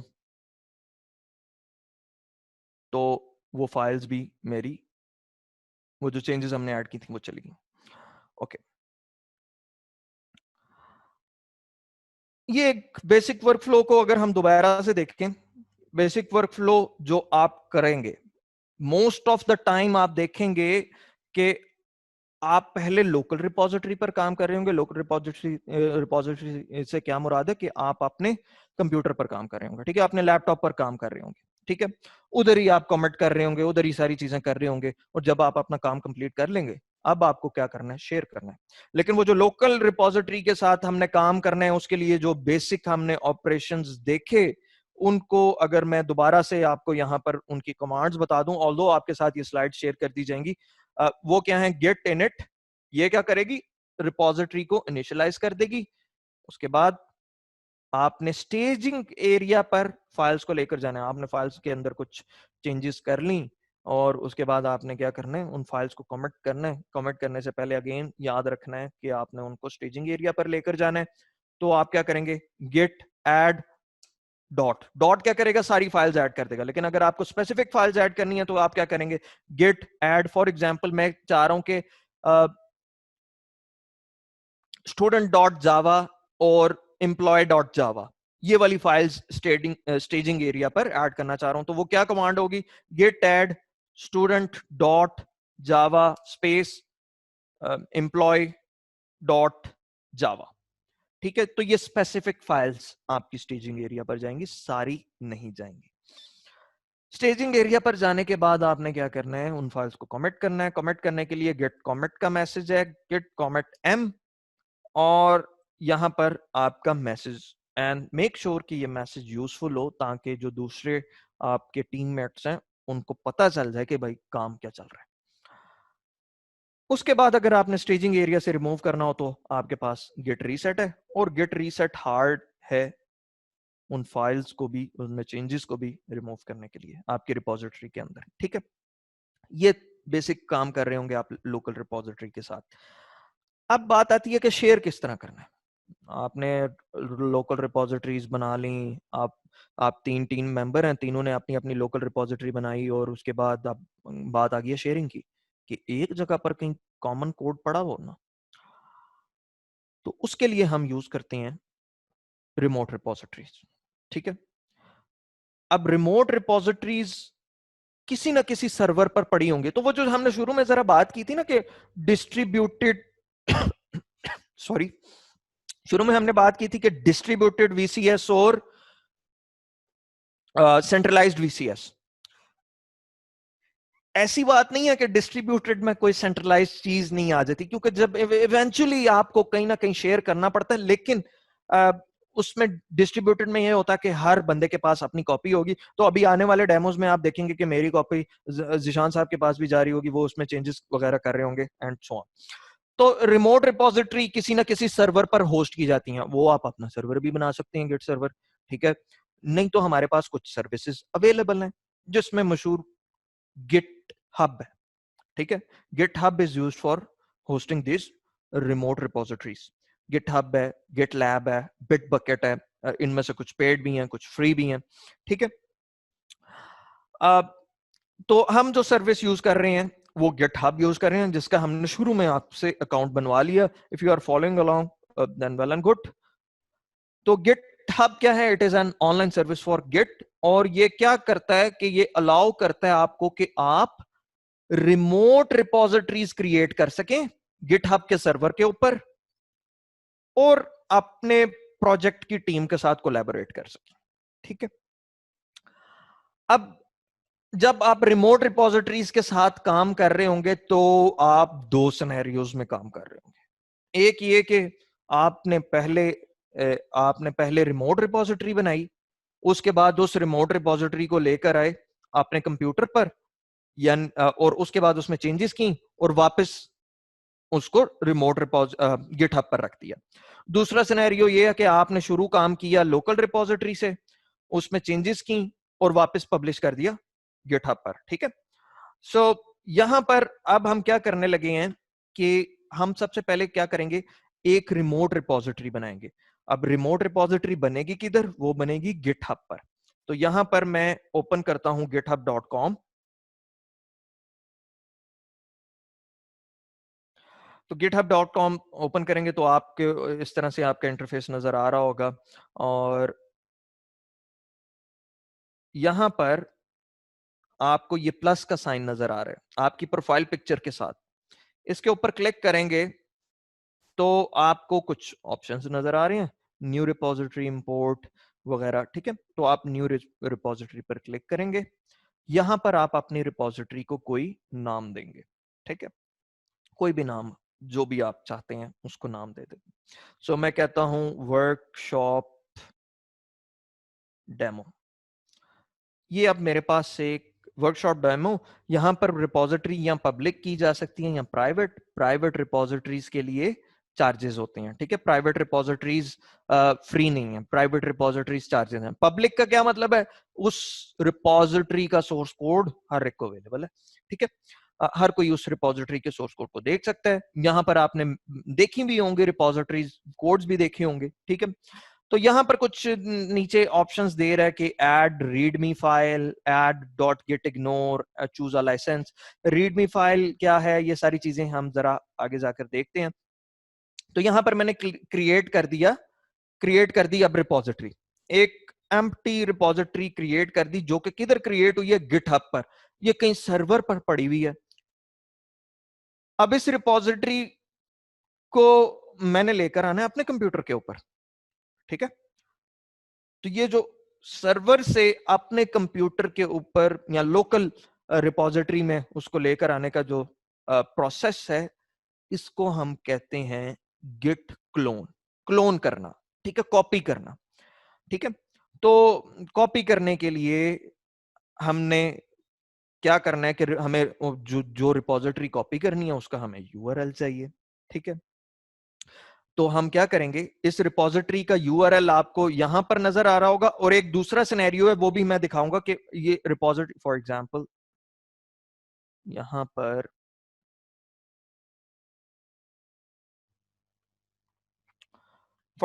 ये एक रिपोजिटरी है, इसके अंदर कुछ फाइल्स पड़ी हुई थी, तो ये कोड का ऑप्शन है, इस पर क्लिक करेंगे तो ये इस रिपोजिटरी का यूआरएल है।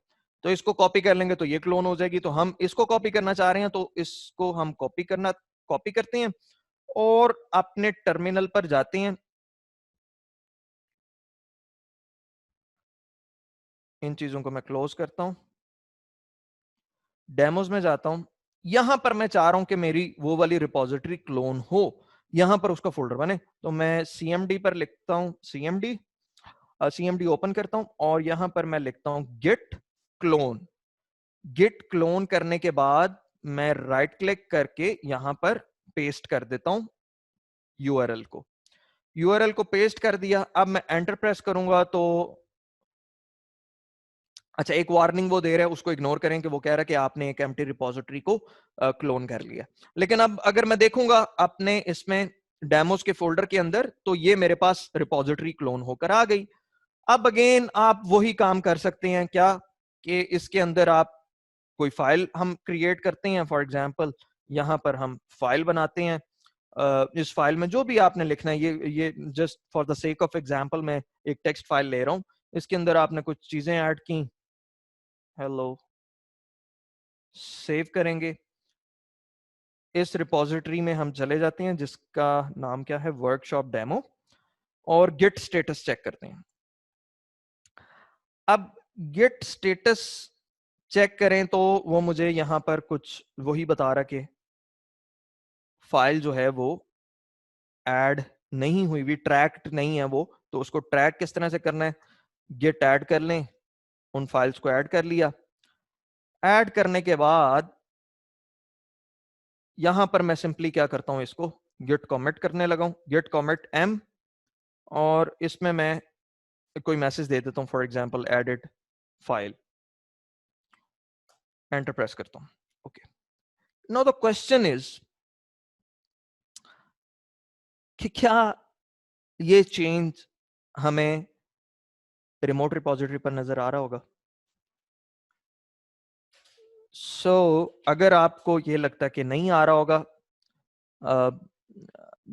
जी एक मिनट, जी अबुल हसन,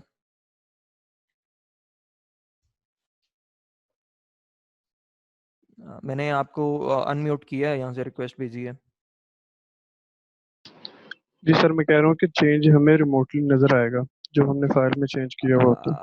ओके, सो अबुल हसन कह रहे हैं कि चेंज हमें रिमोटली नजर आएगा। लेट्स सी कि यहाँ पर हमने क्या किया कि हमने कमिट कर दिया। प्रोसेस क्या है, प्रोसेस जरा देखें। एक हमारे पास रिमोट रिपोजिटरी थी, रिमोट रिपोजिटरी को मैं उठा के लाया, अपनी लोकल रिपोजिटरी बनाई, ठीक है, यानी कि उसको इन अदर वर्ड्स डाउनलोड किया, ठीक है। उसके अंदर मैंने कुछ चेंजेस किए, उसके बाद मैंने चेंजेस को किया कमिट। ये जो कमिट हो रहा है, क्या ये रिमोट में नजर आएगा कि नहीं, तो हम इसको वेरीफाई कर लेते हैं। हम अपने रिमोट रिपोजिटरी पर जाकर रिफ्रेश करके देखते हैं, और रिफ्रेश करते हैं, यहां पर तो कुछ भी नहीं नजर आ रहा। तो इसका ये मतलब है कि वो जो चेंज है वो लोकल रिपोजिटरी में वो कमिट आपका आया है। तो इस कमिट को, यानी कि इस चेंजेस को हमने भेजना, किधर भेजना है, वापस उधर भेजना है, ठीक है। वापस आपने क्या करना है, पुश करना है इन चेंजेस को। ये जो चेंजेस को वापस भेजते हैं रिमोट पर, रिमोट रिपोजिटरी पर, इस प्रोसेस को हम कहते हैं गिट पुश, ठीक है। इस प्रोसेस को हम क्या कहते हैं, गिट पुश। और यहां पर अगर मैं लिखता हूं गिट पुश,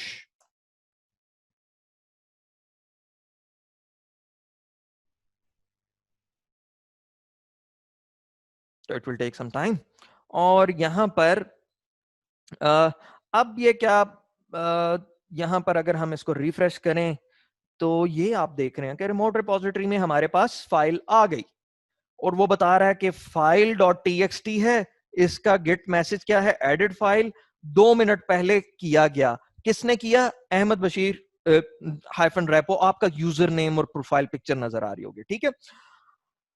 सो अब यहां पर क्या हो सकता है कि फॉर एग्जाम्पल यहां पर मैं दोबारा से क्या करता हूं कि ये जो फाइल है ना, जो ये इस फाइल के अंदर मैं मजीद चेंजेस करता हूं।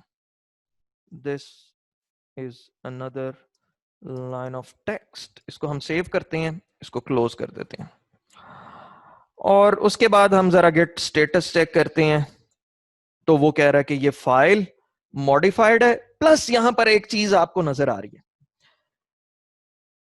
पहले आपको सिर्फ नजर आता था ऑन ब्रांच मास्टर, और उसके बाद changes not staged for commit, और उसके बाद यहां पर एक चीज बता रहा है, your branch is up to date with origin forward slash master.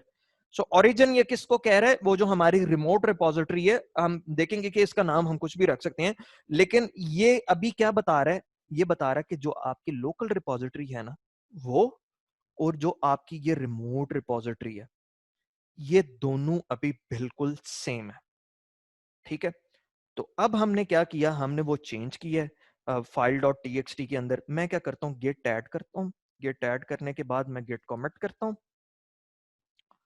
Comment करने के बाद यहां पर मैं कह देता हूं अपडेटेड फाइल file.txt।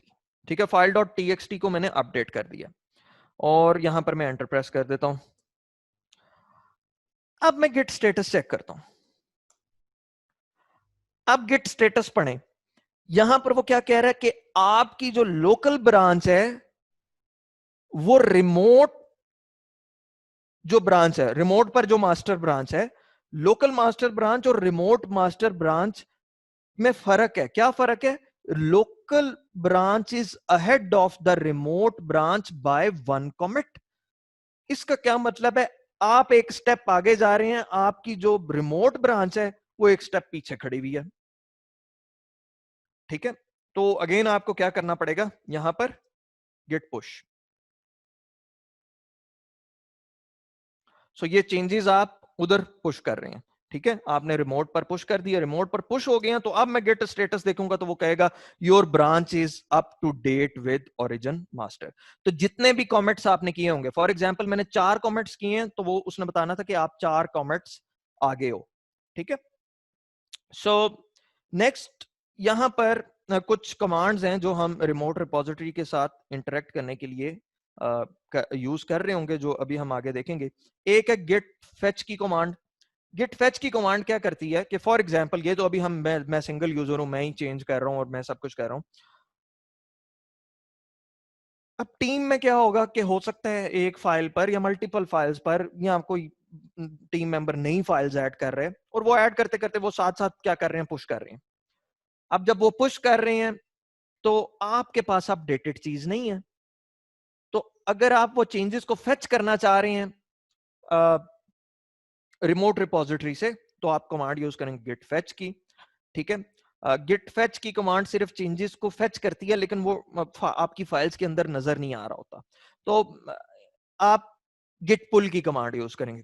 गिट पुल की कमांड क्या करती है, वो चेंजेस उसको पता भी चल जाती हैं, प्लस वो चेंजेस आपकी लोकल रिपोजिटरी के अंदर ले भी आएगी। ठीक है, वो चेंजेस लोकल रिपोजिटरी के अंदर ले भी आएगी। और उसके बाद यहां पर एक कमांड है गिट रिमोट -v। ये क्या बताती है? ये बताती है कि गिट रिमोट -v ये बता रहा है कि भाई आपकी ये जो रिपोजिटरी है जो लोकल आपके कंप्यूटर पर पड़ी हुई है, ये एक रिमोट रिपोजिटरी के साथ कनेक्टेड है जिसका यूआरएल ये है, फेच के लिए भी और पुश के लिए भी। ठीक है, फेच भी ये इधर से करेगी और पुश भी इसी रिपोजिटरी के अंदर करेगी।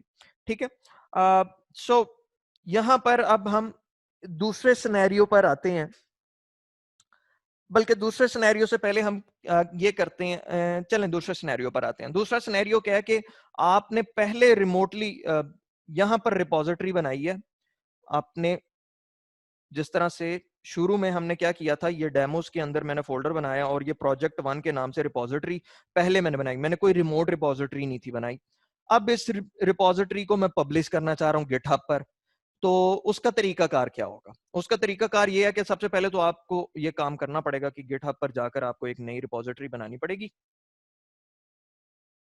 इसको मैं कह देता हूँ rape, for example workshop demo 2 और क्रिएट रिपोजिटरी हम कर देते हैं। ठीक है, और ये रिपोजिटरी का लिंक मैं कॉपी कर रहा हूं, इसकी जरूरत पड़ेगी मुझे। अच्छा, वो क्या कह रहा है, उसके बाद आप क्या करें, अपनी लोकल रिपोजिटरी के अंदर कमांड प्रॉम्प्ट को ओपन करें और ये वाली कमांड लिखें, Git remote add origin URL of remote repo. ये ओरिजिन की जगह ये प्लेस होल्डर है, ये आप कुछ भी लिख सकते हैं। तो यहां पर बेसिकली ये कमांड क्या कह रही है? ये कमांड ये बता रही है कि जो मेरी लोकल रिपोजिटरी है इसको तुम कनेक्ट करो किसके साथ? इस रिमोट रिपोजिटरी के साथ। तो यहां पर मैं जो हमने पहली रिपोजिटरी बनाई थी ये प्रोजेक्ट 1 के नाम से, ये जो हमने पहली रिपोजिटरी बनाई थी प्रोजेक्ट 1 के नाम से, इसको मैं ओपन करता हूं। इसमें cmd हम ओपन करते हैं और हम लिखते हैं Git remote add origin, just Git remote add origin, और यहां पर वो यूआरएल लिखना है। कौन सा यूआरएल? जो वो रिमोट रिपोजिटरी है जो अभी मैंने कॉपी किया था। ये कॉपी कर दिया। कॉपी करने के बाद हम इस पर एंटर प्रेस करते हैं। अब यहां पर मैं चेक कर सकता हूं गेट रिमोट वी करके कि ये किसके साथ कनेक्टेड है, ये इस रिपोजिटरी के साथ कनेक्टेड है। अब मुझे पुश करना है, पहले तो आप सिर्फ गिट पुश कर देते थे तो वो चेंजेस चले जाती थी, तो अगर अभी मैं यहां पर गिट पुश करूंगा तो वो एक एरर दे देगा, ठीक है। वो एरर क्यों देगा, क्योंकि ये अभी हमने यहां पर एक कमांड बतानी है, पुश के साथ हमने एक फ्लैग लगाना होता है -u का, -u का, और -u जो है वो स्टैब्लिश करता है एक ट्रैकिंग कनेक्शन रिमोट और लोकल रिपोजिटरी। तो जब पहली दफा आपने करना है पुश, तो पहली दफा आपको ये काम करना पड़ेगा। किस तरह से, git push u। अब यहां पर origin master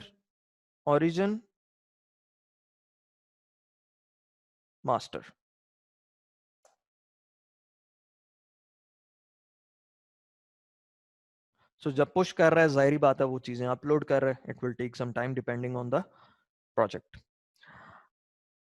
अब यहां पर इसका मतलब है कि हमारी इस रिपोजिटरी के अंदर वो फाइल्स आ जानी चाहिए। हम इसको रिफ्रेश करते हैं एंड हियर वी गो, ये हमारे पास फाइल्स आ चुकी हैं। और ये साथ मुझे बता रहा है कि इसमें कितने कमेंट्स हुए हैं, 2 कमेंट्स हुए हैं। इन पर मैं क्लिक करता हूं तो वो मुझे फिर कमेंट की हिस्ट्री बता रहा है कि पहला कमेंट हुआ ये, ठीक है। इस पर अगर मैं क्लिक करूंगा तो ये मुझे बताएगा कि इसमें क्या था। यहां पर वो बता रहा है कि इसमें ये 2 फाइल्स इसने बस ऐड की हैं। अब यहां से मैं बैक जाता हूं,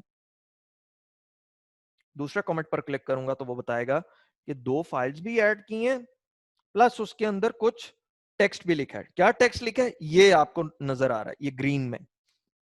अगर मैं इसको थोड़ा सा जूम इन करूं, ये ग्रीन में आपको नजर आ रहा है, और ये भी आपको नजर आ रहा है कि ये वो बता रहा है कि भाई आपने ये एडिशंस की हैं, ठीक है। तो अगेन 2 सिनेरियो हैं रिमोट रिपोजिटरी से काम करने के।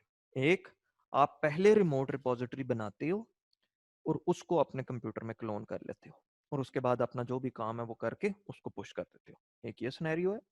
दूसरा सिनेरियो ये है कि आप पहले अपनी लोकल जो भी है कंप्यूटर पर आप रिपोजिटरी बनाते हो, उसमें चेंजेस वगैरह कर लेते हो, अब वो पब्लिश करना चाह रहे हो, ठीक है। दोनों में जो माइनर चेंज है वो ये है कि जो जब हम लोकल कंप्यूटर से कर रहे होते हैं तो आपने बताना है कि मैं इस रिपोजिटरी के साथ कनेक्ट करना चाह रहा हूं, और उसके बाद गिट पुश की कमांड के साथ -u का फ्लैग यूज करना है, और -u का फ्लैग वो ट्रैकिंग कनेक्शन को एस्टेब्लिश करेगा, and then you can use git push onwards. So यहां पर अब जो हम काम करने जा रहे हैं, अभी जितना भी मैंने काम किया इसमें एक बंदा था, मैं अकेला काम कर रहा था, मैंने पुश किया पुल किया, जिसमें कोई कोई सच मसला नहीं होता, ठीक है। अब मैं क्या करने जा रहा हूं कि कोलैबोरेटर ऐड करने जा रहा हूं, मैं टीम मेट ऐड करने जा रहा हूं, ठीक है। अपनी किसी रिपोजिटरी में टीम मेट ऐड करने जा रहा हूं, तो हम क्या करेंगे, यहां से अपनी रिपोजिटरी में जाते हैं। फॉर एग्जांपल ये वर्कशॉप डेमो 2 की जो रिपोजिटरी है इसके अंदर मैं जाता हूं, इसकी सेटिंग्स में मैं जाता हूं, और सेटिंग्स में जाकर मैं मैनेज एक्सेस में जाऊंगा। उसको पासवर्ड चाहिए कंटिन्यू करने के लिए, मैं इसको पासवर्ड प्रोवाइड करता हूं।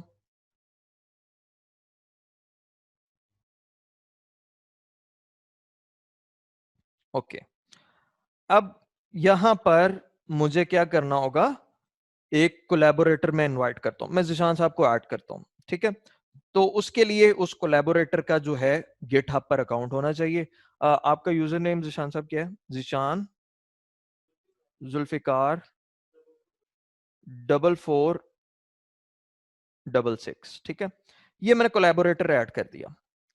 अब कोलैबोरेटर में ऐड कर देता हूं, एंड अब जो है आगे जिशान साहब क्या करेंगे, वो इस रिपोजिटरी को अपने पास क्लोन करेंगे, इसमें चेंजेस वगैरह करेंगे, और वापस इसको पुश करेंगे। और पुश करने के बाद हम देखेंगे कि किस तरह से हम कमेंट हिस्ट्री देखेंगे कि किसने क्या चेंजेस किए। सो अप टू जिशान साहब। मैं स्क्रीन शेयरिंग यहाँ से स्टॉप कर रहा हूँ। जी अस्सलाम वालेकुम, thank you Ahmed. Let me share my screen. अच्छा, तो सबसे पहले ये जो अहमद ने मुझे इनविटेशन जो वहाँ से सेंड किया है, ये मुझे मेल में आएगा मेरी इनविटेशन। तो यहाँ पे मैं ओपन करता हूँ। तो जैसा कि ये आपको नज़र आ रहा है कि अहमद बशीर रैपो के नाम से इनविटेशन मुझे आया है। तो मैं ये व्यू इनविटेशन है, इस पे मैं क्लिक करता हूँ कि ये मुझे क्या इनविटेशन आया है, ये सारा चेक करने के लिए। तो उसके बाद ये कुछ गाइडलाइन होगी और यहाँ पे आके मैं एक्सेप्ट करूँगा जो इनविटेशन मुझे सेंड किया गया था, या मैं डिक्लाइन कर सकता हूँ। तो अभी के लिए तो मुझे एक्सेप्ट ही करना होगा। तो उसके बाद मैं यहाँ पे क्या करूँगा, क्योंकि मुझे ये जो भी प्रोजेक्ट है ये सारा मुझे मेरे पास चाहिए और मैं एज अ टीम मेंबर इसमें काम करना चाहता हूँ। अपना जो भी काम होगा इसमें मैं ऐड करना चाहता हूँ। तो मैं यहाँ से ये कोड पे क्लिक करता हूँ। तो ये इसका जो URL है मैं इसको क्लिक करके अपने पास कॉपी कर लेता हूँ, या दूसरी बात ये मैं यहाँ से भी इसको सेलेक्ट करके कॉपी कर सकता हूँ। उसके बाद मैं जाऊँगा यहाँ पे अपनी ये जो मैंने कहीं पे भी जहाँ पे मैंने फ़ोल्डर बनाया हुआ है या जहाँ पे मैं सेव करना चाहता हूँ उस डायरेक्टरी में मैं जाऊँगा। उस डायरेक्टरी में जाके सबसे पहले मुझे यहाँ पे मैं कमांड लाइन ओपन कर देता हूँ ताकि क्लोन, और आगे यहाँ पे मुझे अपना URL यहाँ पे पेस्ट करना है। URL पेस्ट करने के बाद मैं एंटर करूंगा तो ये जितना भी प्रोजेक्ट होगा ये यहाँ पे मेरे पास डाउनलोड होगा, और जो भी इन्होंने रिपोजिटरी का नाम रखा होगा वो वहाँ पे मेरा एक फोल्डर बन जाएगा। तो जैसा कि यहाँ पे आपको नजर आ रहा है वर्कशॉप -demo-2 के नाम से यहाँ पे मुझे ये प्रोजेक्ट मिल गया। अब इसके मैं अंदर जाता हूँ, इसके अंदर मुझे 2 फाइल्स मिल रही हैं और इसमें एक गिट की का भी फोल्डर मौजूद है यहाँ पे। तो लेट्स से कि मैं यहाँ पे एक नई फाइल बना लेता हूँ, या एग्जिस्टिंग फाइल में भी चेंज कर सकता था। तो लेट्स से कि मैं एक थर्ड फाइल यहाँ पे ऐड कर देता हूँ, और इस थर्ड फाइल में मैं कुछ एडिंग भी कर देता हूँ कि जैसे कि मैं यहाँ पे हेलो वर्ल्ड लिख देता हूँ। इसको सेव करने के बाद अच्छा, आप इस तरह से ये करें कि एक तो नई फाइल भी आपने बनाई है, मेरी कोई फाइल ओपन करके ना उसमें कोई चेंजेस कर दें। अच्छा बिल्कुल, लेट्स से कि मैं यहाँ पे ये जो है फर्स्ट डॉक्यूमेंट ये जो है हेलो फ्रॉम अहमद लिखा हुआ है। तो लेट्स से कि मैं यहाँ पे कह देता हूँ कि हेलो फ्रॉम निशान लिख देता हूँ, तो मेरी तरफ से ये हेलो है। लेट्स से इसमें सेव करता हूँ। इसको सेव करने के बाद मैं अपनी ये कमांड लाइन का टर्मिनल यहाँ पे ओपन कर देता हूँ। काफ़ी तरीके हैं, आप डेस्कटॉप से भी कर सकते हैं वैसे।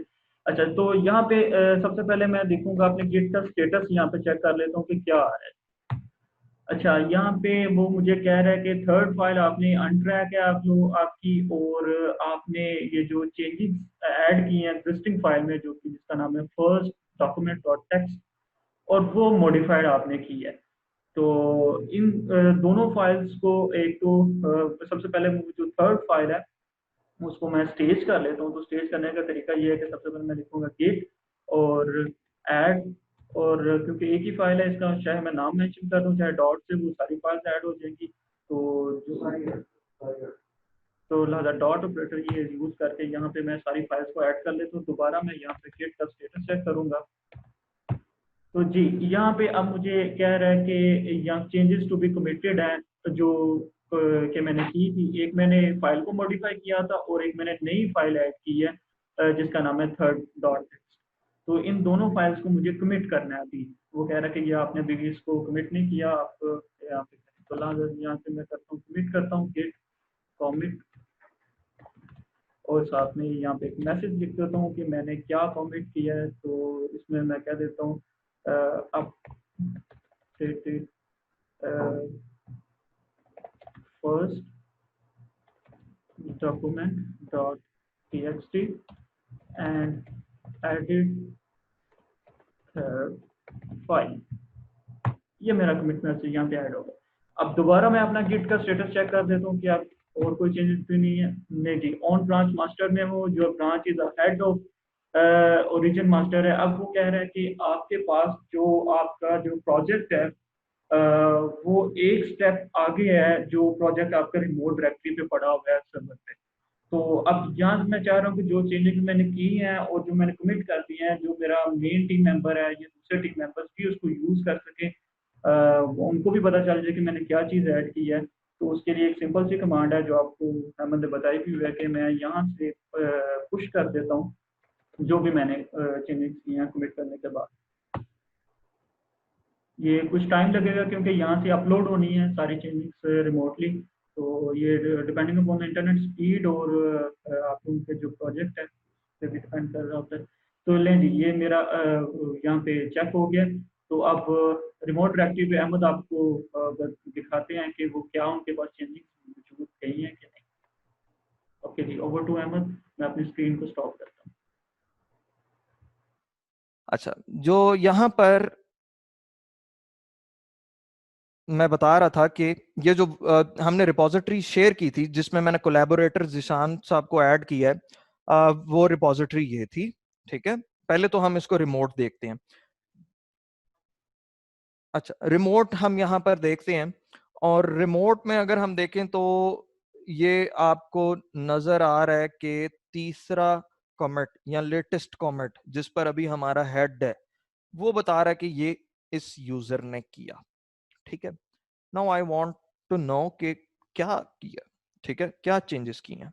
तो मैं इस कमेंट, या तो आप इसकी इन 3 कमेंट्स पर क्लिक कर दें और इसके ऊपर हम क्लिक करते हैं। क्लिक करते हैं तो वो यहां पर बता रहा है कि ये लाइंस ऐड की हैं, उसके बाद एक नई फाइल है उसके अंदर ये लाइंस ऐड की हैं। ठीक है, तो क्या ये मेरे पास आ चुकी हैं? क्या ये चेंजेस मेरे पास आ चुकी होंगी? हाँ जी, एनी आइडियाज, क्या ये चेंजेस मेरे पास आ जाएंगी? जी जिशान जरा ये देखिएगा, अनम्यूट कीजिएगा किसी को।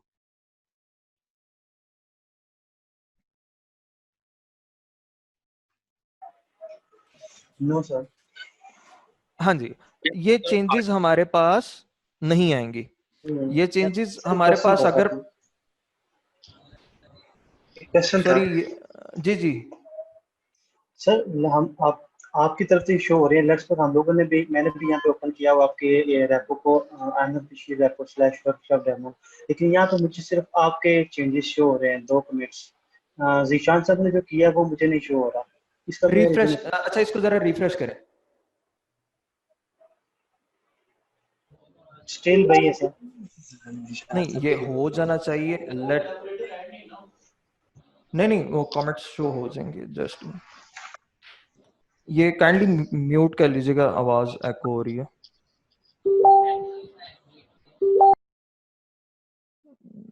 जी, अच्छा, सो अच्छा, तो वो रिफ्रेश करें, वो आ जाएंगे आपके पास चेंजेस। सो यहां पर प्रोजेक्ट, ये थी वो रिपोजिटरी जो मैंने शेयर की थी। ये थी वो रिपोजिटरी जिसमें मैंने कोलैबोरेटर ऐड किया जिशान साहब को। उन्होंने चेंजेस कर दिए, उन्होंने रिमोट पर भेज दी। अब मेरे पास जो रिपोजिटरी पड़ी हुई है, अगर मैं इसका स्टेटस चेक करूं तो वो कहेगा अभी तो आपकी अप टू डेट है। लेकिन जब ये आप टीम में काम कर रहे होते हैं तो आप ऑब्वियसली आप फिर नोटिफाई कर रहे होते हैं कि ये काम हो चुका है। तो अब मैं चाह रहा हूं कि वो चेंजेस मेरे पास आ जाएं। तो हमने अगेन एक बात की थी गिट फैच की। गिट फैच क्या करेगा? गिट फैच सिर्फ चेंजेस वो गिट को पता चल जाएगा कि ये चेंजेस हुए हैं, लेकिन वो चेंजेस आपको फाइल्स में नजर नहीं आ रहे होंगे। ठीक है, तो वो चेंजेस फाइल में लाने हैं तो two set of commands use होता है, पहले गिट फैच फिर गिट मर्ज। ठीक है, गिट फैच और फिर गिट मर्ज। लेकिन अगर गिट पुल करेंगे तो वो क्या करेगा? ऑटोमेटिकली दोनों काम कर देगा आपके लिए। ठीक है, सो यहां पर अगर मैं लिखता हूं गेट पुल, ठीक है, गेट पुल लिखता हूं और एंटर प्रेस करता हूं, और यहां पर उसने मुझे कुछ इंफॉर्मेशन दी। उसने कहा कि ये जो फर्स्ट डॉक्यूमेंट .txt है इसमें 4 इंसर्शन, टोटल 4 अपडेशंस हुई हैं, 3 इंसर्शंस हैं उसमें से और एक डिलीशन है।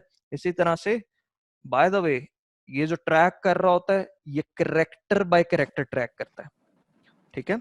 ये जो ट्रैकिंग हो रही होती है ये कैरेक्टर बाय कैरेक्टर ट्रैकिंग हो रही होती है। आप एक सिंगल स्पेस ऐड करेंगे वो उसको भी ट्रैक करेगा, आप सिंगल स्पेस को रिमूव करेंगे वो उसको भी ट्रैक करेगा, ठीक है। तो अब अगर मैं अपनी रिपोजिटरी को देखूं तो मेरे पास ये चेंजेस आ गई हैं। और अगेन अब आपके जहन में ये क्वेश्चन आना चाहिए कि फॉर एग्जांपल अगर हम इसी सिनेरियो में चलते रहें तो एक ऐसा सिनेरियो आ सकता है जिधर हम पुश कर रहे हों तो जब हम उसको किसी तरह से तो कोई कॉन्फ्लिक्ट आ जाए, ठीक है, कोड में कोई कॉन्फ्लिक्ट आ जाए, गिट को भी ना पता चले कि चेंजेस किस तरह से करनी है।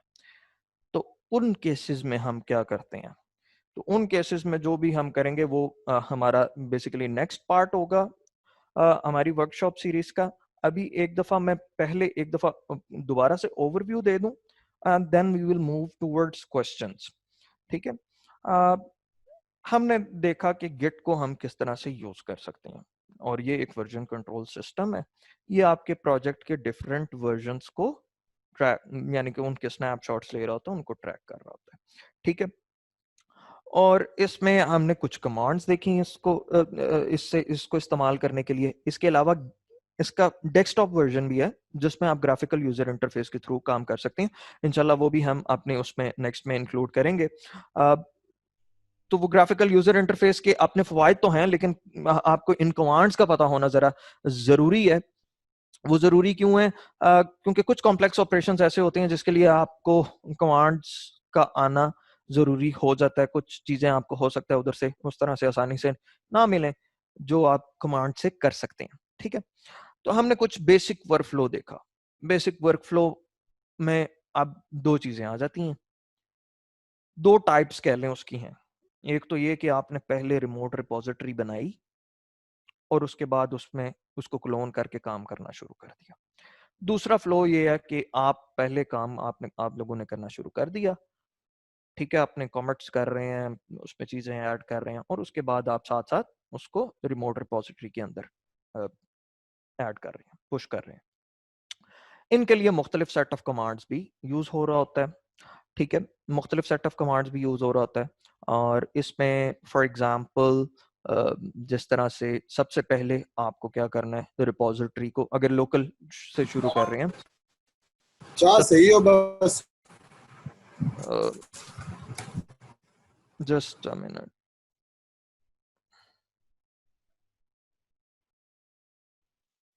ओके। सो लोकल रिपोजिटरी को आप क्या कर रहे हैं, लोकल रिपोजिटरी से शुरू काम कर रहे हैं तो सबसे पहले आपने उसको इनिशियलाइज करना है। इनिशियलाइज करने के बाद, इनिशियलाइज करने के लिए जो कमांड यूज होती है उसको हम गेट इनिट कहते हैं। गेट इनिट के बाद आप क्या कर रहे होंगे, आप उसके बाद जो भी फाइल्स हैं उसमें चेंजेस वगैरह करते हैं, उन फाइल्स को आपने ऐड करना है स्टेजिंग एरिया में, तो आप गिट ऐड यूज करेंगे।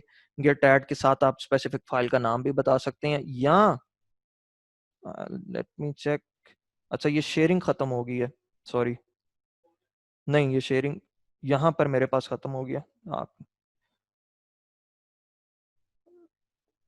जस्ट अ मिनट, ओके, अब आ रही है आपके पास, ओके।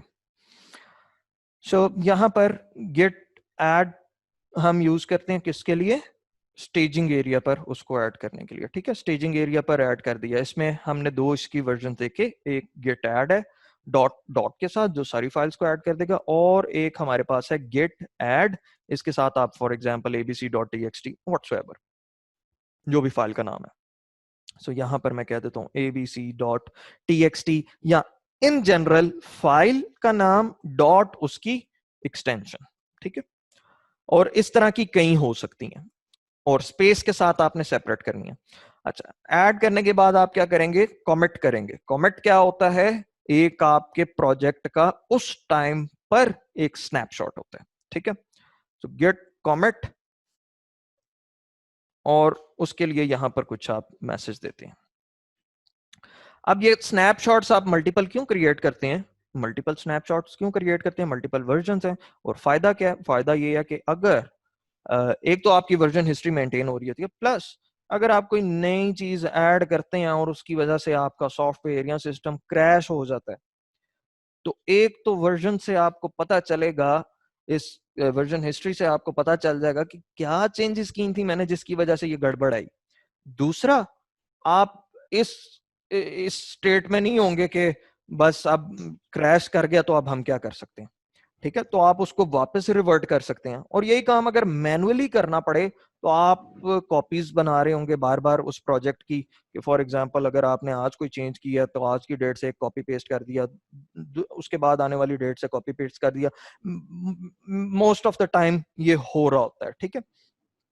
गिट कमिट करने के बाद अब जो काम आ जाता है वो आता है कि रिमोट रिपोजिटरीज पर किस तरह से लेकर जाना है। और रिमोट पर लेकर जाने के लिए अगर आप क्लोन कर रहे हैं तो गिट क्लोन और आगे यूआरएल।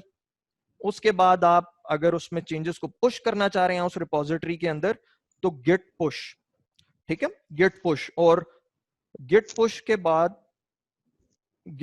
बाद आप क्या कर सकते हैं, गिट पुश के बाद पुल, यस, गिट पुश के बाद फॉर एग्जाम्पल जो दूसरा टीम मेंबर है उसको वो चेंजेस चाहिए तो वो गेट पुल कर लेगा, एंड इसी तरह से ये साइकिल चलेगा। लेकिन this is the most basic one, ठीक है।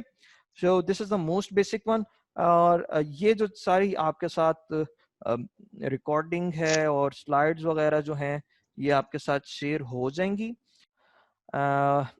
अगले इसका जो पार्ट होगा उसमें क्या हम करेंगे, हम ब्रांचेस देखेंगे, मर्जिंग देखेंगे, कोई चीज होती है, कुछ मर्ज कॉन्फ्लिक्ट्स होते हैं कि आप मर्ज कर रहे हैं कोड और उसके बाद गड़बड़ होगी, कोई कॉन्फ्लिक्ट आ रहे हैं, उनको कैसे रिजॉल्व करना है, ठीक है। और कुछ स्टैश है, कुछ किसी चीज को अनडूइंग जरा नाम से पता चल रहा है कि आपको वापस किसी हिस्ट्री पर आप टाइम में वापस लेकर आ जाते हैं, प्रोजेक्ट को अनडू कर देते हैं, ठीक है, जिसको कंट्रोल जी आप समझ लें। और उसके बाद कुछ गिट वर्क फ्लोज के बारे में हम देखेंगे। लेकिन तब तक आप गिट, अब फॉर एग्जांपल मेरे जो कोर्सेज हैं उनको मैं ये यूज करवा रहा हूँ, मैं अपना कोड भी गिटहब पर शेयर करता हूँ ताकि उनको ये चीज प्रैक्टिस करते रहें। तो आपके जो कोड है, आप फॉर एग्जांपल चाहे वो एक हेलो वर्ल्ड की चीज है, आप इसको इस्तेमाल करना शुरू करें, अपनी रिपोजिटरीज, अपना अकाउंट बनाएं और रिपोजिटरी बनाएं, इन कमांड्स के साथ खेलना शुरू करें, तो आहिस्ता आहिस्ता ये चीज आपको आ जाएगी। और नेक्स्ट में इंशाल्लाह हम गिटहब डेस्कटॉप भी देख लेंगे, जिससे आपके लिए एक आसान तरीकाकार भी आपको मिल जाएगा। लेकिन आपको ये कमांड्स का अगर पता होगा तो फिर आपको उसमें बड़ी अच्छी तरह से समझ आ रही होगी कि ये ऐड अ रिपोजिटरी के पीछे काम क्या चल रहा होता है, ठीक है। तो वो आप कर सकते हैं, ठीक है जी। Sir let us conclude. इंशाल्लाह जी हम अब आने वाली वर्कशॉप्स में मिलेंगे। जी, sky is the limit for you guys. I'm pretty sure you have enjoyed today's workshop and definitely we are going to initiate a lot of many. हमें आपका साथ चाहिए। हमारा एक फेसबुक का पेज भी है यंग कंप्यूटर प्रोफेशनल सोसाइटी के नाम से, definitely it's under the umbrella of computer science. I would like you guys to subscribe this page. I'm pretty sure we are going to share the email address as well where you can contact with us, and definitely we will be taking your question even when we are offline, when we are not in an interactive session. तो इंशाल्लाह जैसे अहमद ने, हमारी team ने आज की workshop को जैसे मैनेज किया, और I am very happy that you guys were very interested into it and you raise a question that I was not actually expecting, the one like revert करना, और डेफिनेटली जिसके अंदर ब्रांचिंग का भी कुछ डिस्कशन हुई। तो इंशाल्लाह ताला इसको हम कंटिन्यू करेंगे। और हम ये चाह रहे हैं कि जब नेक्स्ट टाइम आप लोग आए, जैसे अहमद ने भी बताया कि जो हमारे फाइनल प्रोजेक्ट के स्टूडेंट्स हैं, एटलीस्ट वो अपनी जो चेंजेस हैं वो अपनी गिट के ऊपर अपने प्रोजेक्ट्स को पोस्ट कर दें, ताकि उसकी बेस के ऊपर हम लोग कुछ एग्जांपल, रनिंग एग्जांपल जो हम अपकमिंग कोर्स के अंदर करना चाह रहे हैं, डेफिनेटली वर्कशॉप के अंदर उस चीज को मैनेज किया जा सकता हो। तो thank you so much once again. We are looking forward to help you guys, and definitely you are helping in our works as well by showing your interest. So inshallah next workshop की announcement भी हम करेंगे अपने page के through channel के through. इंशाल्लाह ताला हम अपना चैनल भी होगा जिसके ऊपर हम लोग अपनी इस वीडियो को अपलोड भी करेंगे, ताकि आप लोग YouTube के चैनल के थ्रू भी इसको चलें। Thank you so much. Thank you जी, थैंक यू।